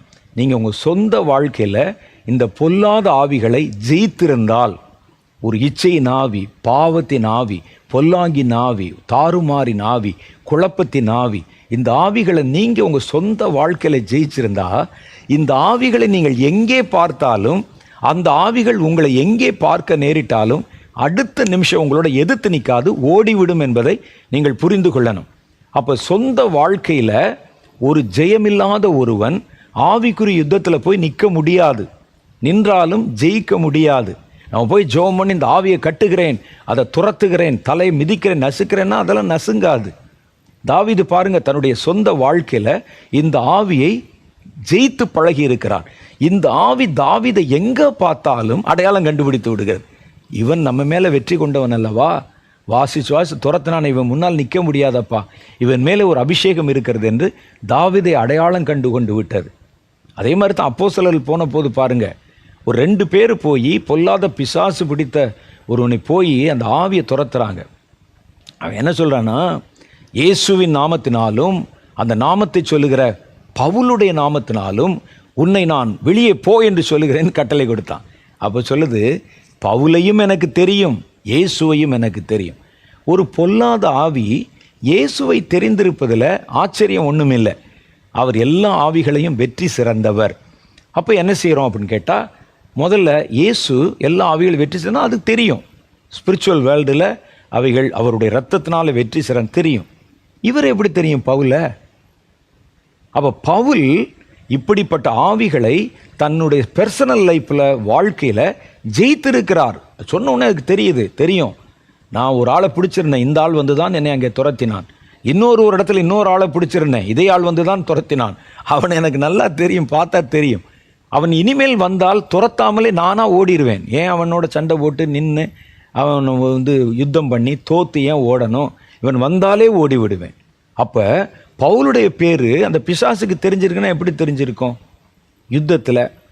அப்போ அதனால தான் நம்ம வந்து 2 காரியம் செய்கிறோம். ஒன்று, நாம் பிசாசுகளை நம்முடைய வாழ்க்கையில் எதிர்த்து நின்று அவனுடைய கிரிகளை நம்ம வந்து மறுதலித்து வேண்டாம் என்று ஒதுக்கி ஜெயம் பெற்றிருந்தால் உங்களை பார்த்தாலே இது ஓடும். ஒருவேளை எல்லா ஆவிகளும் உங்களை அறியாமல் இருந்தால் எல்லா ஆவிகளையும் ஜெயித்த இயேசுவை முன்னால் நிறுத்தி நீங்கள் போனீங்கன்னா எந்த ஆவியையும் உங்களால் சுலபமாய் ஜெயித்து விட முடியும். அதனால தான் வசனம் சொல்லுது, ஆட்டுக்குட்டியானுடைய இரத்தத்தினாலும் சாட்சியின் வசனத்தினாலும். ஒன்று உங்களை காமிங்க. உங்களை காமிச்சு அந்த ஆவிக்கு தெரியல, நீங்கள் அவ்வளோ ஜெயம் பெறலைன்னு சொன்னால் இயேசுவை காமிச்சிருங்க. அவரை முன்னால் அவரை காமிச்சா அவர் எல்லா ஆவிகளையும் ஜெயித்தவர், ஜெயம் பெற்றவர். இது நம்ம யுத்தம் செய்யக்கூடிய ஒரு முறைமைகளில் ஒன்று. இந்த ஆவி ஒரு மனிதனை எப்படிலாம் பிடிக்குது பாருங்க. இந்த ஆவிகள் ஒரு மனிதனுக்குள்ளே நுழைவதற்கு அவனை இடம் கொடுக்க வைக்குது. முதல்ல ஆசை காட்டுது. சவுலுக்குள்ளே வந்த இந்த ஆவி என்ன தன்மை உள்ளதுன்னா, நிரந்தரமாக தங்கல் அவனுக்குள்ள போக்கும் வரத்துமாக இருந்தது. 3வது ஒரு டைப் இருக்குது. இந்த ஆவி அவன் உள்ளேயும் வராது, உள்ளேயே நிரந்தரமாக தங்காது, போக்கும் வரத்துமாகவும் இருக்காது. எப்போதாவது அவன் இடம் கொடுக்கும்போது டக்குன்னு வந்து தலையை காட்டிட்டு வெளியே போயிடும்.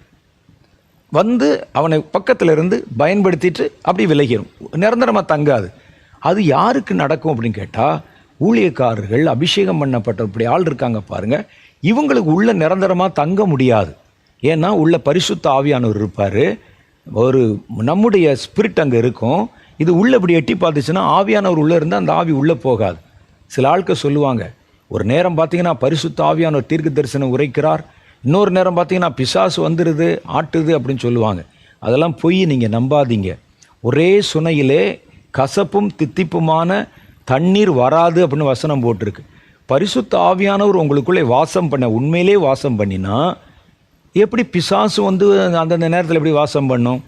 அது வாசம் பண்ணாது. அதை உள்ளே பிடிச்சி விட்டா கூட அது வெளியே போயிடும். அப்போ இப்படிப்பட்டவர் ஏன் அப்படி சொல்கிறாங்கன்னு கேட்டால், இந்த ஒரு பொல்லாத ஆவி, அந்த ஆவி தான் இவர்களுக்குள்ளே இருக்குது. அது சில நேரம் பரிசுத்த ஆவியானவர் மாதிரி பிரட்டன் பண்ணுது, சில நேரம் தன்னுடைய சொந்த குணத்தை காமிச்சிருது. இவன் எப்படி நம்புகிறான் என்றால், பரிசுத்த ஆவியானவரும் இருக்கிறார், இந்த பக்கத்தில் பிசாசும் இருக்கிறது. ஒரு நேரம் இவர் வேலை செய்கிறார், இன்னொரு அப்படிலாம் இருக்கவே இருக்காது. ஒரே மரத்திலிருந்து கசப்பும் இனிப்புமான கனிகளை பறிக்கிறார்களா என்று கர்த்தர் கேட்டார். கர்த்தர் இருந்துட்டார்னு அது இருக்க. ஒளியும் இருளும் எப்படிங்க சேர்ந்துருக்கும்? இந்த இருள் வேண்டுமானால் ஒளி போல தன்னை பிரட்டன் பண்ணுகிறது அங்கே. அப்போ இதை நம்ம வந்து தெளிவாக புரிஞ்சுக்கிறணும். இன்னும் சிலர் இந்த ஆவிகளை குறித்த வேறு விதமான எண்ணங்களெல்லாம் சொல்லுவாங்க. ஒரு ஆவி வந்து இவருக்கு இந்த கையில் மாத்திரம் இருக்கும்பா, இவருக்கு ஒரு ஆவி மற்ற இடத்துல தான் பரிசுத்தாவின்னு இருக்கிறாரு, கண்ணில் மாத்திரம் இந்த பொல்லாத ஆவி இருக்குமா. அப்படியெல்லாம் வந்து உட்கார முடியாதுன்னு நீங்கள் என்ன ரூம் கட்டியாக வாடகைக்கு விடுகிறீர்கள்? கண்ணில் மாத்திரம் ஒரு ஆவிக்கு வந்து இடம் கொடுத்துட்டு, இருதயத்தில் இயேசுக்கு இடம் கொடுத்துட்டு, இந்த கையில் ஒரு ஆவி இந்த கையில் ஒரு ஆவி, அப்படிலாம் இருக்க முடியாது. அதெல்லாம் சும்மா நம்ம ஏமாற்றுவதற்கு சொல்லப்படுகிற காரியங்கள். அப்போ நம்ம இதில் வந்து நம்ம தெரிய வேண்டியது, சில ஆவி என்ன செய்யும்னா அவர்களுக்குள்ளே நிரந்தரமாக தங்காது, தங்க முடியாது. ஆனால் லேசாக கொஞ்சம் இடம் கொடுக்கும்போது மெல்ல பக்கத்தில் இருந்து அவர்களை ஏவி கர்த்தருக்கு எதிராக ஒரு பாவத்தை, ஒரு தப்பை ஏதாவது செய்ய வச்சிரும். அப்புறம் அப்படியே வந்து விலகிறோம், உள்ளே போகாது, பக்கத்துலேருந்து பேசும். இதற்கு ஒரு நல்ல உதாரணம் உங்களுக்கு சொல்லணும்னா என்ன நடக்கிறது? இயேசு தம்முடைய சீஷர்களை அழைத்து பேசி கொண்டிருக்கிறார். அவர் என்ன பேசுகிறார் அப்படின்னு சொன்னால், இங்கே பாருங்கள், மத்தேயு 16வது அதிகாரத்தில் 22வது வசனத்திலிருந்து நமக்கு சொல்லப்படுகிறது. அதுக்கு மேலே நீங்கள் படித்து பாருங்கள். இயேசு தம்முடைய சீஷர்களை அழைத்து அவர்களிடத்தில் பேசுகிறார். என்ன பேசுகிறாருன்னா, எல்லாரும் என்னை பற்றி ஏதோ பேசிக்கொள்ளுகிறார்கள், என்னை பற்றி என்ன சொல்கிறாங்க ஜனங்கள் என்று கேட்டார். அப்போ ஒருத்தர் சொன்னார், நீர் பழைய தீர்க்கதரிசிகளில் ஒருவர் உயிர்த்தெழுந்து வந்திருக்கிறீர் என்கிறார்கள். இன்னும் சிலர் சொல்கிறாங்க, ஆபிரகாம், ஈசாக்கு, யாக்கோபு மாதிரி முற்பிதாக்களில் ஒருவர் நம் நடுவிலே மறுபடியும் வந்திருக்கிறார், எலியா அப்படின்னு சொல்கிறாங்க. அப்படின்னா ஆளுக்கு ஒரு அபிப்பிராயத்தை சொல்கிறாங்க. கர்த்தர் சொன்னார், அவன் சொல்கிறது இருக்கட்டும், நீங்கள் என்ன சொல்கிறீங்கன்னு கேட்டார். நீங்கள் என்னை பற்றி என்ன நினைக்கிறீங்க, நான் யார் என்று உங்களுடைய மனசில் என்ன நினைவு வச்சிருக்கு? எல்லாரும் அப்படியே நினச்சாங்க, ஏதாவது சொன்னால் தப்பாக போயிடுமோ என்று யோசித்து கொண்டிருந்த போது பேதுரு சொன்னார் முன்னால் வந்து, ஆண்டவரே, நீர் ஜீவனுள்ள தேவனுடைய குமாரன் என்றார். உடனே ஆண்டவர் சொன்னார், எல்லாரும் பாருங்கள் அமைதியாக இருக்கும்போது இவர் கரெக்டாக சொன்னார். அப்போ அவர் சொன்னார், மாம்சமும் இரத்தமும் இதை உனக்கு வெளிப்படுத்தவில்லை, பரலோகத்தில் இருக்கிற பிதாதான் இதை உனக்கு வெளிப்படுத்தினார். இல்லாட்டும் உனக்கு இப்படி சொல்ல வராது. நீர் உன்னதமான தேவனுடைய குமாரன். நானே என்னை மனுஷகுமாரன் தான் சொல்லிட்டு இருக்கிறேன். நீர் உன்னதமான தேவனுடைய குமாரன். இதை உனக்கு மாம்சமும் இரத்தமும் உன் ஞானமும் இதை உனக்கு வெளிப்படுத்தல, பரலோகத்தில் இருக்கிற பிதாவே இதை உனக்கு வெளிப்படுத்தினார் என்றார். சொல்லி முடிச்சுட்டு இயேசு தம்முடைய சீடர் அவ்வளோதான் சொல்லிட்டு அவர் விட்டுட்டாரு. ஆனால் இவருடைய மனசில் வேற என்னமோ ஓடிக்கிட்டு இருந்தது. இந்த 11 பேர் இருக்கிறாங்களே சீஷர்கள், இதில் யாருக்காவது தெரிஞ்சதா இது? பாருங்க, இந்த 11 பேர் 12 பேர் நாங்கள் இருக்கும்போது பிதா என்னைக்கு மாத்திரம் தானே வெளிப்படுத்தினா இப்படி நினச்சிக்கிட்டே இருந்திருப்பார் போல இருக்கு. இயேசு அடுத்த டாபிக்கு மாறிட்டார். இவரை சொல்லிட்டு உன்னை கர்த்தர் தான் வெளிப்படுத்தினார் சொல்லிட்டு அடுத்த டாபிக்கு மாறிட்டு தான் இன்ன விதமாய் பாடுபட வேண்டும், சிலுவையில் அறையப்பட வேண்டும், அவமானப்படுத்தப்பட வேண்டும், ரத்தம் சிந்த வேண்டும், மரிக்க வேண்டும் சொல்லிட்டு இருக்கிறாரு. உடனே பேதுரு மெல்ல அவரை கை காட்டி அழைத்தார். இங்கே வாங்க அப்படின்னு கூப்பிட்டார். இயேசு என்னன்னு சொல்லி போய் கேட்டபோது சொன்னார் பாருங்க, அப்பொழுது பேதுரு அவரை தனியே அழைத்து கொண்டு போய், மத்தேயு 16வது அதிகாரம் 22வது வசனம், அவரை தனியே அழைத்து கொண்டு போய், ஆண்டவரே இது உமக்கு நேரிடக்கூடாதே, இது உமக்கு சம்பவிப்பதில்லை என்று அவரை கடிந்து கொள்ள துவங்கினான். அவரோ திரும்பி பேதுருவை பார்த்து, எனக்கு பின்னாக போ சாத்தானே, நீ எனக்கு இடரலாயிருக்கிறாய், தேவனுக்கு ஏற்றவைகளை சிந்தியாமல் மனுஷருக்கு ஏற்றவைகளை சிந்திக்கிறாய் என்றார். பாருங்க, 2 வசனத்துக்கு முன்னால பிதா பேசிட்டு இருந்தார். 2 வசனத்துக்குள்ள இப்போ சாத்தான் கர்த்தர் சொன்ன பின்னால போய் சாத்தானேன்னு சொன்னார். அவர் பேதுருவை பார்த்து சொல்லலை. கர்த்தர் பேதுருவை திரும்பி பார்த்த பொழுது பேதுருக்கு பக்கத்தில் இருந்து அவனுக்கு சொல்லி கொண்டிருந்த ஒரு பிசாசை பார்த்தார். அது மெல்ல சொல்லுது, உனக்கு இப்போ வர்றதெல்லாமே வெளிப்பாடு தான், பிதா தான் பேசிகிட்டு இருக்கிறார், இதெல்லாம் இவருக்கு நேரிடக்கூடாது, இவர் சிலுவையில் அறையப்படக்கூடாது, போய் சொல்லு அவருக்கு, இவர் என்ன தெரியாமல் பேசிகிட்டு இருக்கிறாரு, இதை கேட்டால் சீசர்கள் எப்படி அவர் பின்பற்றுவாங்க, வழியிலே நான் மரித்து போயிடுவேன்னு சொன்னால் அவன் வீட்டுக்கு போயிடுவானே, இன்னும் கொஞ்சம் கூட அவருக்கு லாஜிக் தெரியலையே, ஊழியம் தெரியலேன்னு சொல்லி, நீங்கள் எந்த சூழ்நிலை வந்தாலும் கர்த்தருக்கு புத்தி சொல்கிற மாதிரி மாத்திரம் நீங்கள் மாறிடக்கூடாது. அது தப்பு. அது பிசாசு தான் ஏவும். அவன் தெரியாத மாதிரி இருப்பாங்க. அப்போ அவன் சொன்ன உடனே திரும்பி பார்த்தார். அவன் பக்கத்தில் சாத்தான் நின்று அவனுக்கு உபதேசம் பண்ணி கொண்டு உள்ளே போகல.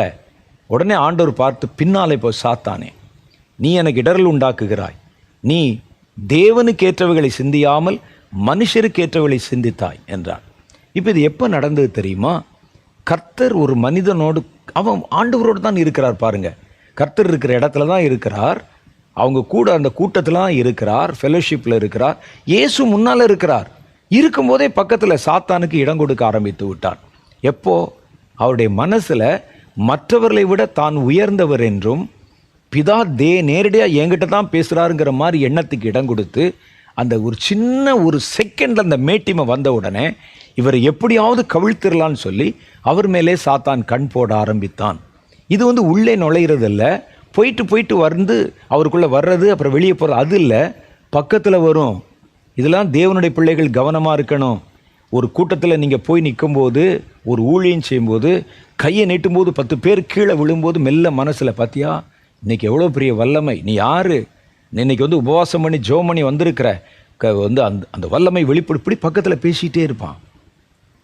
ஒரு முறை இங்கிலாந்து தேசத்தினுடைய எழுப்புதலுக்கு காரணமான ஒரு தேவனுடைய மனிதன் D.L. மூடி, அவர் பிரசங்கத்தை கேட்டிங்கன்னா அனல் பற்றி எரியுமாம். அவருடைய பிரசங்கத்தை கேட்க அந்த நாட்டு ராணி காத்திருப்பாங்களாம். அவர் பிரசங்கம் பண்ண வர்றதுக்கு முன்னால் பல மணி நேரத்துக்கு முன்னால் ஜனங்கள் ஆலயம் முழுதும் நிரம்பி வழிகிற மாதிரி காத்திருப்பாங்களாம். அவர் பேசும்போது அந்த வல்லமை தாங்க முடியாமல் அவர் புல்பீட்டிலேருந்து அல்லது ஆல்டர்லேருந்து கீழே வந்துருவாரோ தாண்டிடுவாரோங்கிறதுனால அவரை சுற்றிலும் இரும்பில் வேலி போட்டு, அவர் அது நடுவில் தான் நிற்க வச்சுருப்பாங்களாம், அவர் கூண்டு போட்டு அதுக்கு நடுவில் நின்று தான் அப்படி அதை பிடிச்சிட்டு பேசுவார், ஆட்டிட்டு வந்துடுவார் மாதிரி தெரியுமா. அவர் பிரசங்கம் அவ்வளோ பயங்கரமாக இருக்கும். ஒரு முறை அவர் பிரசங்கம் பண்ணி கொண்டிருந்தார். ரொம்ப அற்புதங்கள், அதிசயங்கள் எல்லாம், தேவன் பேசுகிற வார்த்தை அனல் பற்றி இது, கைதட்டுறாங்க எல்லாரும். பேசி முடித்தோடனே ஒருத்தர் வந்தார், வேகமாய் மூடி, இன்னைக்கு உங்கள் பிரசங்கம் ரொம்ப அபாரம், கலக்கிட்டீங்க போங்கன்னு சொன்னார். உங்கள் மாதிரி பிரசங்கம் பண்ண வேற ஒரு ஆள் பிறந்து தாங்க வரணும்னு சொன்னார். D.L. மூடி சொன்னார், எனக்கு ஏற்கனவே தெரியும் இது, ஏன் அப்படின்னு சொன்னபோது, நீங்கள் சொல்கிறதுக்கு முன்னாலே பிசாசு என்கிட்ட சொல்லிட்டாங்க, நான் பேசிகிட்டு இருக்கும்போதே மூடி உன் மாதிரி பேச முடியாது, நான் அதை கேட்க மாட்டேன்னு மறுத்துட்டேன், உடனே பிசாசு உங்ககிட்ட பேசி உங்களை அனுப்பி, நீ போய் நான் சொன்னேன், அவன் பிரசங்க வேகத்தில் மூடில் நான் பேசுனதை கவனிக்கலை, நீ போய் மறுபடியும் சொல்லுன்னு சொல்லி அனுப்பி இருக்கிறான். அவன் சொல்லிட்டான், நீங்கள் போங்கன்னு அனுப்பினாரான். அது பிறகு பேசுவான் அந்த ஆள். இப்படி தான் பிசாசை அந்தந்த இடத்துல தலையில் தட்டி அனுப்பணும். அப்போ நம்ம நடந்து கொண்டிருக்கும் போதே, பேசி கொண்டிருக்கும் போதே, ஊழியம் செய்து கொண்டிருக்கும் போதே, பிரசங்கித்து கொண்டிருக்கும் போதே இந்த மேட்டிமைக்கு மனம் இடம் கொடுத்து விட வாய்ப்பு இருக்கிறது. அல்லது பக்கத்தில் யாராவது அப்படி புகழும்போது அதற்கு இடம் கொடுத்து விடுவதற்கு வாய்ப்பு இருக்கிறது. அந்த ஒரு செகண்ட் தான், ஒரு சின்ன ஒரு மணி துளிக்குள்ளே, ஒரு நிமிஷ துளிக்குள்ளே இடம் கொடுத்த உடனே பிசாசு அவன் பக்கத்தில் வந்து அவனுடைய வார்த்தை 2 வார்த்தை உள்ளே போட்டான். அவள் இயேசு இருக்கும்போது, அவர் பக்கத்தில் இருக்கும்போது, அவர் கண் முன்னாலேயே அவருடைய சீஷன் ஒருவன் பக்கத்தில் வந்து காதில் பேசிட்டானே. அப்போ இதில் நம்ம ரொம்ப கவனமாக இருக்கணும். அப்போ இந்த ஆவிகள் என்ன செய்யும் அப்படின்னு கேட்டால், நிரந்தரமாக இடம் கொடுத்தீங்கன்னா உள்ளேயே தங்கிடுவார். உள்ளேயே தங்கி அவனோட குடும்பம் நடத்தி, இதுதான் அங்கே வந்து இருக்கும் அந்த வீட்டில் முழுசாக. அந்த ஆள் பேய் பிடிச்சி இப்படி இருப்பான். சில ஆளுக்க தான் ஆடுவாங்க, சில ஆளுக்க பார்த்தீங்கன்னா தோரணையும் அதுவும் வீட்டுக்குள்ளே வந்துட்டாலே பார்த்தா வேறு யாரும் இருக்க முடியாது. அன்னீசியாக இருக்கும் அந்த ஆளை பார்த்தா. தொட்டால் பாவம், நின்றால் குற்றம் சொல்லி வீட்டை ஒரு வரி கந்தர்கோலப்படுத்திடுவான். கர்த்தருடைய ஆவி பெற்றவர்கள் ஒரு இடத்துல இருந்தால் சந்தோஷம், சமாதானம் இருக்கும். ஒரு ஆள் வரும்போதே, வீட்டுக்குள்ளே வரும்போது பிள்ளைகள் எல்லாம் அப்படி கழுக பார்த்த குஞ்சு மாதிரி ஓடி ஒளிகிறாங்கன்னா உனக்குள்ளே ஏதோ ஒரு டிஃபெக்ட் இருக்குன்னு அர்த்தம். அந்த ஆவி, அந்த பொல்லாத ஆவி, கலக்கத்தை உண்டு பண்ணுகிற ஆவி நிரந்தரமாக தங்கிடும். இன்னொரு டைப் ஆவி அப்பப்போ வரும், அப்பப்போ போயிடும். இவன் எப்பெல்லாம் அந்த காரியங்களுக்கு இடம் கொடுக்குறானோ, ஒரு காய்மகாரத்துக்கு இடம் கொடுக்குறானோ, பொறாமைக்கு இடம் கொடுக்குறானோ, இச்சைக்கு இடம் கொடுக்குறானோ, அந்த நேரத்தில் வரும். அப்புறம் அவனை விட்டு அது கொஞ்ச காலம் விலகிவிடும். 3வது தான் என்ன செய்யும்னா ரொம்ப ஆபத்தானது. அவர்களோடு கர்த்தர் இருக்கலாம், ஒருவேளை ஊழியம் செய்யலாம், இது அவனுக்கு உள்ளேயும் போகாது, பக்கத்தில் வரும், 2 வார்த்தை அப்படியே உள்ளே கலந்துட்டு போயிடும் நீங்கள் இடம் கொடுக்க ஆரம்பிக்கும் போது. அப்போ நம்ம ஊழியம் செய்யும்போதே நம்முடைய மனதிலே மாறாட்டமான எண்ணங்கள் தோன்ற வாய்ப்பு இருக்கிறது. அந்த மாதிரி வரும்போது, மன மேட்டிமை வரும்போது, பேதுருக்குள்ள அப்படி தான் நடந்தது. அது வந்தபோது அவன் அதற்கு இடம் கொடுக்க ஆரம்பித்து விட்டான். அப்போ ஒரு மனிதன் இடம் கொடுக்கும்போது தான் ஒரு பிசாசு அந்த மனிதனுக்குள்ளே நிரந்தரமாக தங்குவதோ, வந்து வந்து போவதோ, அப்பப்போ வந்து ஏதாவது ஒரு வார்த்தையை பேசிட்டு பக்கத்தில் நிற்பதோ எல்லாம் நடக்குது. அதை முழுசாக இடம் கொடுத்து அதனுடைய கிரியைகள் அவனுக்கு ரொம்ப பிடிச்சி போய் அந்த பாவத்திலே, அவனுடைய கிரியையில் ஊறி போக ஆரம்பித்தா நிரந்தரமாக தங்கிடும். அப்பப்போ அந்த காரியங்களுக்கு இடம் கொடுத்தா அந்த ஆவி போவதும் வருவதுமாக இருக்கும். சமயங்களில் எண்ணங்களிலே இந்த ஆவிகளுடைய கிரியைகளுக்கு இடம் கொடுத்தா அது வருவதும், ஏதாவது 2 வார்த்தை பேசுவதும் போவதுமாக அது கடந்து போய்விடும். இப்போ இது மனிதனை பொறுத்த விஷயம். மனிதர்களை பொறுத்த விஷயம்னு ஒன்று இருக்குல்ல. அப்போ என்ன செய்வாங்கன்னா, ஒரு கூட்டம் இருப்பாங்க, ஒரு இனம், ஒரு ஜாதி, ஒரு ஜனம் இருப்பாங்க. இவெல்லாம் ஒரே மாதிரி சேர்ந்து கொண்டு நம்ம இந்த இனத்தை அழிச்சிடணும், இவனை கொல்லணும்னு சொல்லி வரும்போது அந்த குறிப்பிட்ட ஒரு கூட்டத்தையே இந்த பொல்லாத ஆவிகள் பிடித்து கொள்ளும்.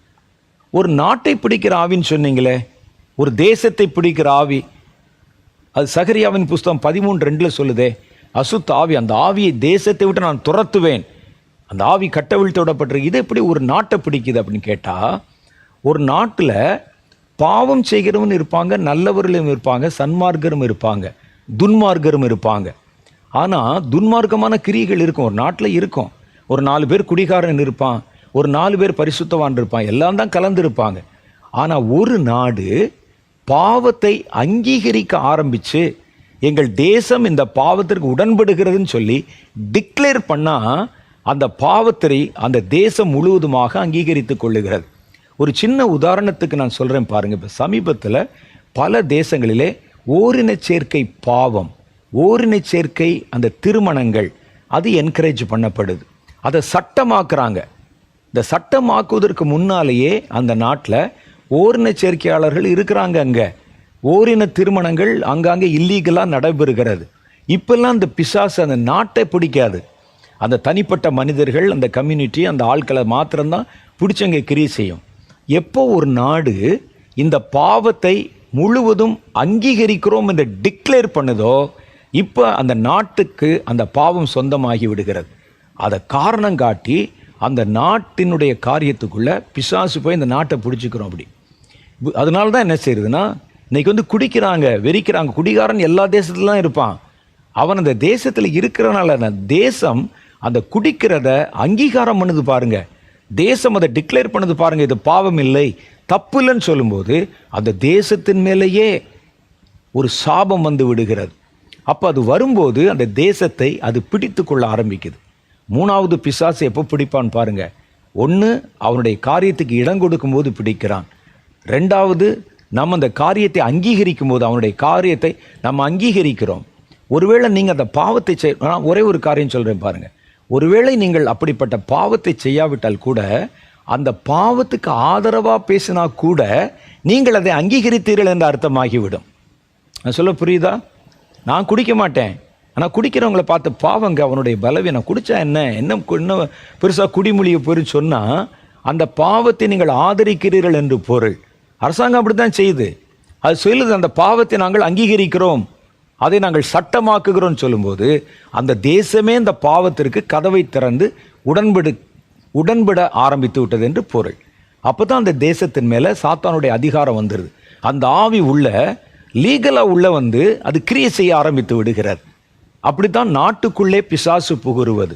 அப்போ பிசாசுக்கு ஒன்று இடம் கொடுக்கறதுனால, அவன் கையில் வைத்திருக்கிற பாவம் இச்சைகளுக்கு நீங்கள் அடிமைப்படுகிறதுனால, அவன் வார்த்தை ஏற்றுக்கொண்டு அதற்கு நீங்கள் அடங்கி கீழ்ப்படுகிறதுனால வரும். மூணாவது, ஒரு பிசாசு ஒரு தேசத்தை பிடிக்கிறதுக்கோ ஒரு மனிதனை குடும்பத்தை பிடிப்பதற்கோ அது எதை பயன்படுத்துகிறதுனா சாபம். ஒருவனுடைய சாபம் ஒரு மனுஷன் மேலே வந்துருச்சுன்னா, ஒரு தேசத்தின் மேலே சாபம் வந்துருச்சுன்னா, சபிக்கப்பட்ட இடத்தின் மேலே அடுத்த நிமிஷமே சாத்தான் உரிமை கொண்டாட ஆரம்பித்து விடுவான். ஒரு சாபம் வந்துருச்சு, சபிச்சாச்சுன்னு சொன்னால் சாத்தான் அந்த தேசத்தை அல்லது அந்த மனிதனை, குடும்பத்தை அவன் உரிமை கொண்டாட ஆரம்பிச்சு. சாபம் என்பது சாத்தானுக்கு வாசலை திறக்கிற ஒரு கதவு. அது சாபம் வந்துருச்சுன்னா, சபிக்கப்பட்டுட்டோம், சும்மா சபிப்பான். சில பேர் மண்ணெள்ளி தூத்திட்டு போவான், நாசமாக போகுன்னு சொல்ல, அதனால் வராது. அந்த சாபத்துக்கு உண்மையிலே நீங்கள் தகுதியானவர்களாக இருந்தால், ஒருவன் மனம் எரிந்து சபித்தால், ஒரு சாபம் வந்தால், அந்த சாபம் சாத்தான் ஒரு மனிதனுக்குள்ளே நுழைவதற்கும் அல்லது ஒரு தேசத்துக்குள்ளே நுழைவதற்கும் வாசலை திறக்கிறதாக இருக்கும். சாபங்கள் எதனாலெல்லாம் வரும் தெரியுமா? இரத்தம் சிந்துதல்னால தான் பிரதானமான சாபங்கள் வருகிறது. ஒரு தேசத்தை பொறுத்த அளவில் சில தேசங்களில் பாருங்களேன், அப்பாவி மனிதர்களுடைய உயிர்களை அரசியல் லாபத்திற்காகவோ அல்லது அரசாங்கத்தினுடைய சூழ்நிலைகளுக்காகவோ அல்லது தங்களுடைய இருப்பை அவர்கள் தக்க வைத்துக் கொள்வதற்காகவோ ஜனங்களை தூண்டிவிட்டு வேடிக்கை பார்த்து இரத்தம் சிந்த வைப்பாங்க. அதில் அப்பாவி ஜனங்களுடைய உயிர் மாண்டு போகும். தேசத்தில் இராணுவத்தில் சண்டை வருவது இயற்கை. இராணுவத்தில் சண்டை வரும், ரெண்டு பக்கம் சண்டை போட்டுக்குருவாங்க, அது நேச்சர், அது வேதமே அதை அங்கீகரித்திருக்கு, அது வேற. ஆனால் ஒரு நாட்டில் யுத்தம் இராணுவம் மோதி கொண்டல்ல, இந்த எளிய ஜனங்கள், கீழே இருக்கிற ஜனங்கள் பகடைக்காயாக பயன்படுத்தப்பட்டு ரத்தம் சிந்தினாங்க பாருங்க. இலங்கை அதற்கு ஒரு நல்ல உதாரணமாக இருக்கிறது. இலங்கை தேசம் இன்னைக்கு பாடுகளை அனுபவித்து கொண்டிருக்கிறது. இன்னைக்கு இலங்கை தேசத்தில் பெரிய பணக்காரன் முதற்கொண்டு தெருவில் நிற்கிறாங்க. பல பேர் இனி இந்த தேசத்தில் வாழ முடியாது, பொருளாதார சிக்கல் பயங்கரமாக இருக்குன்னு சொல்லி பெட்டி பிடிக்கலாம் எடுத்துக்கொண்டு புலம்பெயர்ந்து போய் கொண்டிருக்கிறாங்க. இப்போது 2 வருஷமாக நடந்துக்கிட்டு இருக்குது. அங்கே பணப்புழக்கம் இல்லை, ஜனங்கள் ரொம்ப பஞ்சத்தில் அடிபடுறாங்க. காரணம் என்ன தெரியுமா? இந்த சூழ்நிலை வருவதற்கு முன்னால் கர்த்தர் அவருடைய ஜனங்கள் இடத்துல தீர்க்க தரிசனமாக பேசினார். உன் தேசத்தில் அப்பாவி ஜனங்களுடைய இரத்தம் சிந்தப்பட்டிருக்கிறது, அந்த இரத்தம் என்னை நோக்கி நீதிக்காக கேட்கிறது. சிலருடைய சுய லாபத்திற்காக, அரசியல் லாபத்திற்காக எங்களை பணயம் வைத்து இத்தனை பேருடைய உயிரை இரத்தத்தை சிந்திருக்காங்களே. நிலம் தன் வாயை திறந்து எங்களுடைய இரத்தத்தை வாங்கி இருக்குதே, இதற்கு எப்போது நீர் நியாயம் செய்வீர் என்று கேட்கிறது. அப்போ கர்த்தர் சொன்னார், இந்த சாபம் உங்கள் மேலே வர்றதுக்கு முன்னால் ஒரு குறிப்பிட்ட காலத்தை நான் உங்களுக்கு அவகாச தவணையாக தருகிறேன், அதற்குள்ளே நீங்கள் மனம் திரும்பி அந்த இரத்த பழியை உங்களிடத்தை துடைச்சு போடுங்கன்னு சபைகளுக்கும் கர்த்தருடைய வார்த்தைகளை ஏற்றுக்கொண்ட ஜனங்களுக்கு ஆண்டவர் சொன்னார். எனக்கு அப்போ தான் தெரியும், ஒரு நாட்டில் அநீதியாக அப்பாவி ஜனங்களுடைய வலதுகைக்கும் இடதுகைக்கும் வித்தியாசம் தெரியாத ஜனங்களுடைய இரத்தம் சிந்தப்பட்டு கொண்டே இருக்குமானால் அந்த இரத்தம் அதில் ஒரு சாபத்தை உண்டாக்கிறோம். சாபம் சாத்தான் அந்த தேசத்தை பிடித்து கொள்வதற்கான கதவை திறக்க ஆரம்பிச்சிடும். ஒரு தேசத்திற்கு மாத்திரமல்ல, ஒரு வீட்டிலையும் அப்படித்தான், ஒரு மனிதனுக்கும் அப்படித்தான். சாபத்துக்கு உட்பட்டு விட்டோம் என்றால் சாபம் சாத்தானுக்கு கதவை திறந்து விடும். இதுதான். அப்போ அந்த நாடு என்ன செய்யுது? பாவத்திற்கு உடன்படுகிறது. அந்த பாவத்தை ஒத்துக்கொள்ளுகிறது. இந்த பாவத்திற்கு நாங்கள் உடன்படுகிறோம், அதை சட்டமாக்குகிறோம்னு சொன்னபோது அந்த பாவம் முழுசாக அந்த தேசத்தை பிடிக்குது. இன்னைக்கு பாருங்கள், நிறைய தேசங்கள் கவிழ்த்தப்படுகிறது. சும்மாலாம் இல்லை. நாங்கள் இலங்கையில் நேரடியாக போய் பார்த்தேன். மழை இருக்கிறது, தண்ணீர் இருக்கிறது, விவசாயம் இருக்கிறது, செழிப்பாக இருக்குது, மரங்கள்லாம் நல்லா பச்சை பசையாக இருக்குது. ஒரு காலத்துல எல்லாம் ஒரு பெரிய ஒரு பஞ்சம் என்றால் வானத்தில் மழை இருக்காது, நிலமெல்லாம் வெடிச்சிருக்கும், அதனால ஜனங்கள் பஞ்சம் அடைவார். இப்போ உங்களுக்கு என்ன இருக்குது, ஆனால் பஞ்சம் ஒன்றும் கிடைக்கல உங்களுக்கு. இது காரணம் என்னன்னு கேட்டால் சாபம். அப்போ இந்த சாபத்திற்கு நம்ம இடம் கொடுத்து ஒரு தேசம் ஒரு பாவத்தை அங்கீகரிக்கிறது, ஒரு தேசம் ஒரு ரத்தம் சிந்துதலை அனுமதிக்கிறது, தேசம் தன் குடிமக்களுக்கே ஒரு புதைகுழியை வெட்டி அவர்களை புதைக்கிறது. எப்படி விளங்கும்? இன்னைக்கு பல தேசங்கள் இப்படி கவிழ்த்தப்படுகிறதை பார்க்கிறோம். இந்த பொல்லாத ஆவிகள் இப்படி தான் உள்ளே புகுந்து வரும். அப்போ இதில் என்ன செய்வாங்கன்னா, இந்த சாபம் தேசத்தை முழுசும் பிடிக்க ஆரம்பிக்கும் போது அதில் தேசத்தில் இருக்கிற எல்லாரையும் அந்த சாபம் பாதிக்க ஆரம்பிக்கும். அதனால்தான் நம்ம என்ன செய்கிறோம், இந்த ஆவிகளுக்கு எதிராக யுத்தம் செய்ய ஆரம்பிக்கணும். நம்ம தேசத்தில் ஒரு சாபம் விட்டது என்று தெரிந்தால் நீங்கள் அடுத்த நிமிஷம் நுழைவதற்கு பிரயாசப்படுகிற அந்த பொல்லாத ஆவி இருக்கும் பாருங்க. ஐயோ, என் தேசம் இதற்கு அங்கீகாரம் கொடுத்து விட்டது, என் தேசம் இதை நம்புகிறது, ஏற்றுக்கொண்டு விட்டது, இது கர்த்தர் அருவருக்கிற ஒரு காரியம், இது ஒரு பாவம், சாபம் வந்துவிடும். உங்களுக்கு தெரியுமில்ல, அவனுக்கு தெரியாது, உங்களுக்கு தெரியுமில்ல. தெரிஞ்ச உடனே இதை காரணம் காட்டி உள்ளே நுழைய பிரயத்தனப்படுகிற பிசாசுக்கு எதிராக நீங்கள் யுத்தம் செய்யணும். இப்படி தான் அந்த ஆவிகள் பிடிக்கிறது. அதிகாரத்தை பிடிப்பதும் அப்படித்தான். அதிகாரத்தில் இருக்கிறவர்கள் இந்த சாத்தானுக்கு இடம் கொடுக்க ஆரம்பிக்கும் போது அதிகாரங்களுக்குள்ளே உள்ளே போயிடும். உள்ள அதிகாரங்கள் தாறுமாறாக மாறிடும், நீதிமன்றத்துக்குள்ளே போயிடும். அது உள்ளே போகும்போது என்ன பார்த்தீங்கன்னா, நீதியை புரட்டி பேசுவாங்க. உங்களுக்கு மனம் பதைக்கும். என்னடா எது அங்கே யார் கஷ்டப்பட்டானா பாதிக்கப்பட்டானா அவன் குற்றவாளியாக்கப்பட்டு விட்டுகிறான். நீதி புரட்டப்படுகிறது. கர்த்தர் சொல்லுகிறார், இது அநீதி என்று கர்த்தர் கண்டு. இதெல்லாம் சாபம். ஒரு நாட்டை பிசாசு பிடித்து ஆட்டி படைப்பதற்கு இதெல்லாம் வாசல்களை திறக்கிற ஒரு காரியம். அப்படி திறந்துட்டாங்க ஒரு கூட்டம் என்று தெரிந்தால் அதிகாரங்களுக்குள்ளே நுழைந்து விட்டது, நீதிக்குள்ளே நுழைந்து விட்டது, சட்டங்களுக்குள்ளே நுழைந்து விட்டது, உபதேசங்களுக்குள்ளே நுழைந்து விட்டது, சபைகளுக்குள்ளே நுழைந்து விட்டது என்று நீங்கள் காணும்போது உங்கள் பட்டயத்தை எடுத்துக்கிறணும், அதை துரத்தணும். இப்போ அது உள்ளே நுழைகிற பருவம் என்று நம்ம அறிந்த உடனே அந்த யுத்தத்தை நம்ம துவக்கணும். இன்னும் இது பற்றி இன்னும் நிறைய மேலதிகமான பல விவரங்கள் இருக்கிறது. ஒவ்வொரு ஆவியை நம்ம எப்படி எதிர்க்கணும், ஒரு ஆவியோடு நம்ம எப்படி யுத்தம் செய்யணும், ஒரு ஆவி எந்த சூழ்நிலையிலே ஒரு இடத்துக்குள்ளே நுழைவதற்கு முயற்சி பண்ணுறதெல்லாம் நம்ம பார்த்தோமே. இதுக்கு நம்ம எப்படி செயல்படணும், நம்ம அடுத்த முறை சந்திக்கும் போது இதை குறித்து இன்னும் பல புதிய செய்திகளோடும் தகவல்களோடும் நான் உங்களை சந்திக்கிறேன். அதனுடைய முடிவிலே இந்த அபிஷேகத்தை பெற்றுக்கொள்ள நாம் கர்த்தருடைய பாதத்தில் ஜெபிக்க போகிறோம். கர்த்தர் நம்மை நிரப்புவார். அதை கொண்டு இந்த பொல்லாத ஆவிகளை எங்கெங்கே பார்க்குறீங்களோ அவைகள் எல்லாவற்றையும் நம்ம துரத்தி தேசத்தை கர்த்தருக்கு ஆயத்தப்படுத்த போகிறோம். நம்முடைய தலைகளை தாழ்த்தி கண்களை மூடி ஒரே ஒரு நிமிஷம் சின்ன ஜெபம் பண்ணலாம். அன்பும் இரக்கம் நிறைந்த எங்கள் பரலோக பிதாவே, இந்த வார்த்தைகளை கேட்ட ஒவ்வொருவரை நீர் பேர் பேராய் ஆசீர்வதியும். நாங்கள் பேசி சொன்ன வார்த்தைகளின்படி எந்த குடும்பத்துக்குள்ளும் பொல்லாத சத்துரு நுழைந்து விடாதபடி, எந்த தனி மனிதனுக்குள்ளும் அந்த ஆவிகள் நுழைந்து விடாதபடி, தேசத்தை தன்னுடைய கட்டுப்பாட்டில் கொண்டு வந்து விடாதபடி, பொல்லாத ஆவிகள், தாறுமாறுகளின் ஆவிகள், குழப்பங்களின் ஆவிகள் ஒவ்வொன்றையும் இயேசுவின் நாமத்திலே கடிந்து கொண்டு கட்டுகிறோம். ஆண்டவரே, கர்த்தர் எங்களுக்கு தந்த அதிகாரத்தை நாங்கள் பயன்படுத்துகிறோம். தொடர்ந்து உம்முடைய பிள்ளைகளோடு பேசும், கண்களை திறந்தருளும், பொல்லாத சத்துருக்கு எதிராக எதிர்த்து நிற்கத்தக்கதான பலத்தின் ஆவியினால், யுத்த அபிஷேகத்தினால் உம்முடைய பிள்ளைகளை இனியும் எதிர்வருகிற நாட்களிலே நிரப்பியறலும். தேசத்தை எழுப்புதலுக்காகவும் கர்த்தருடைய ஆளுமைக்காகவும் சுத்திகரியும், சுதந்திரியும். இயேசுவின் நாமத்திலே எங்கள் ஜெபத்தை ஏற்றுக்கொள்ளும் எங்கள் பிதாவே, ஆமென். கர்த்தராகிய ஆண்டவர் நம்முடைய ஜெபத்தை கேட்டிருக்கிறார்.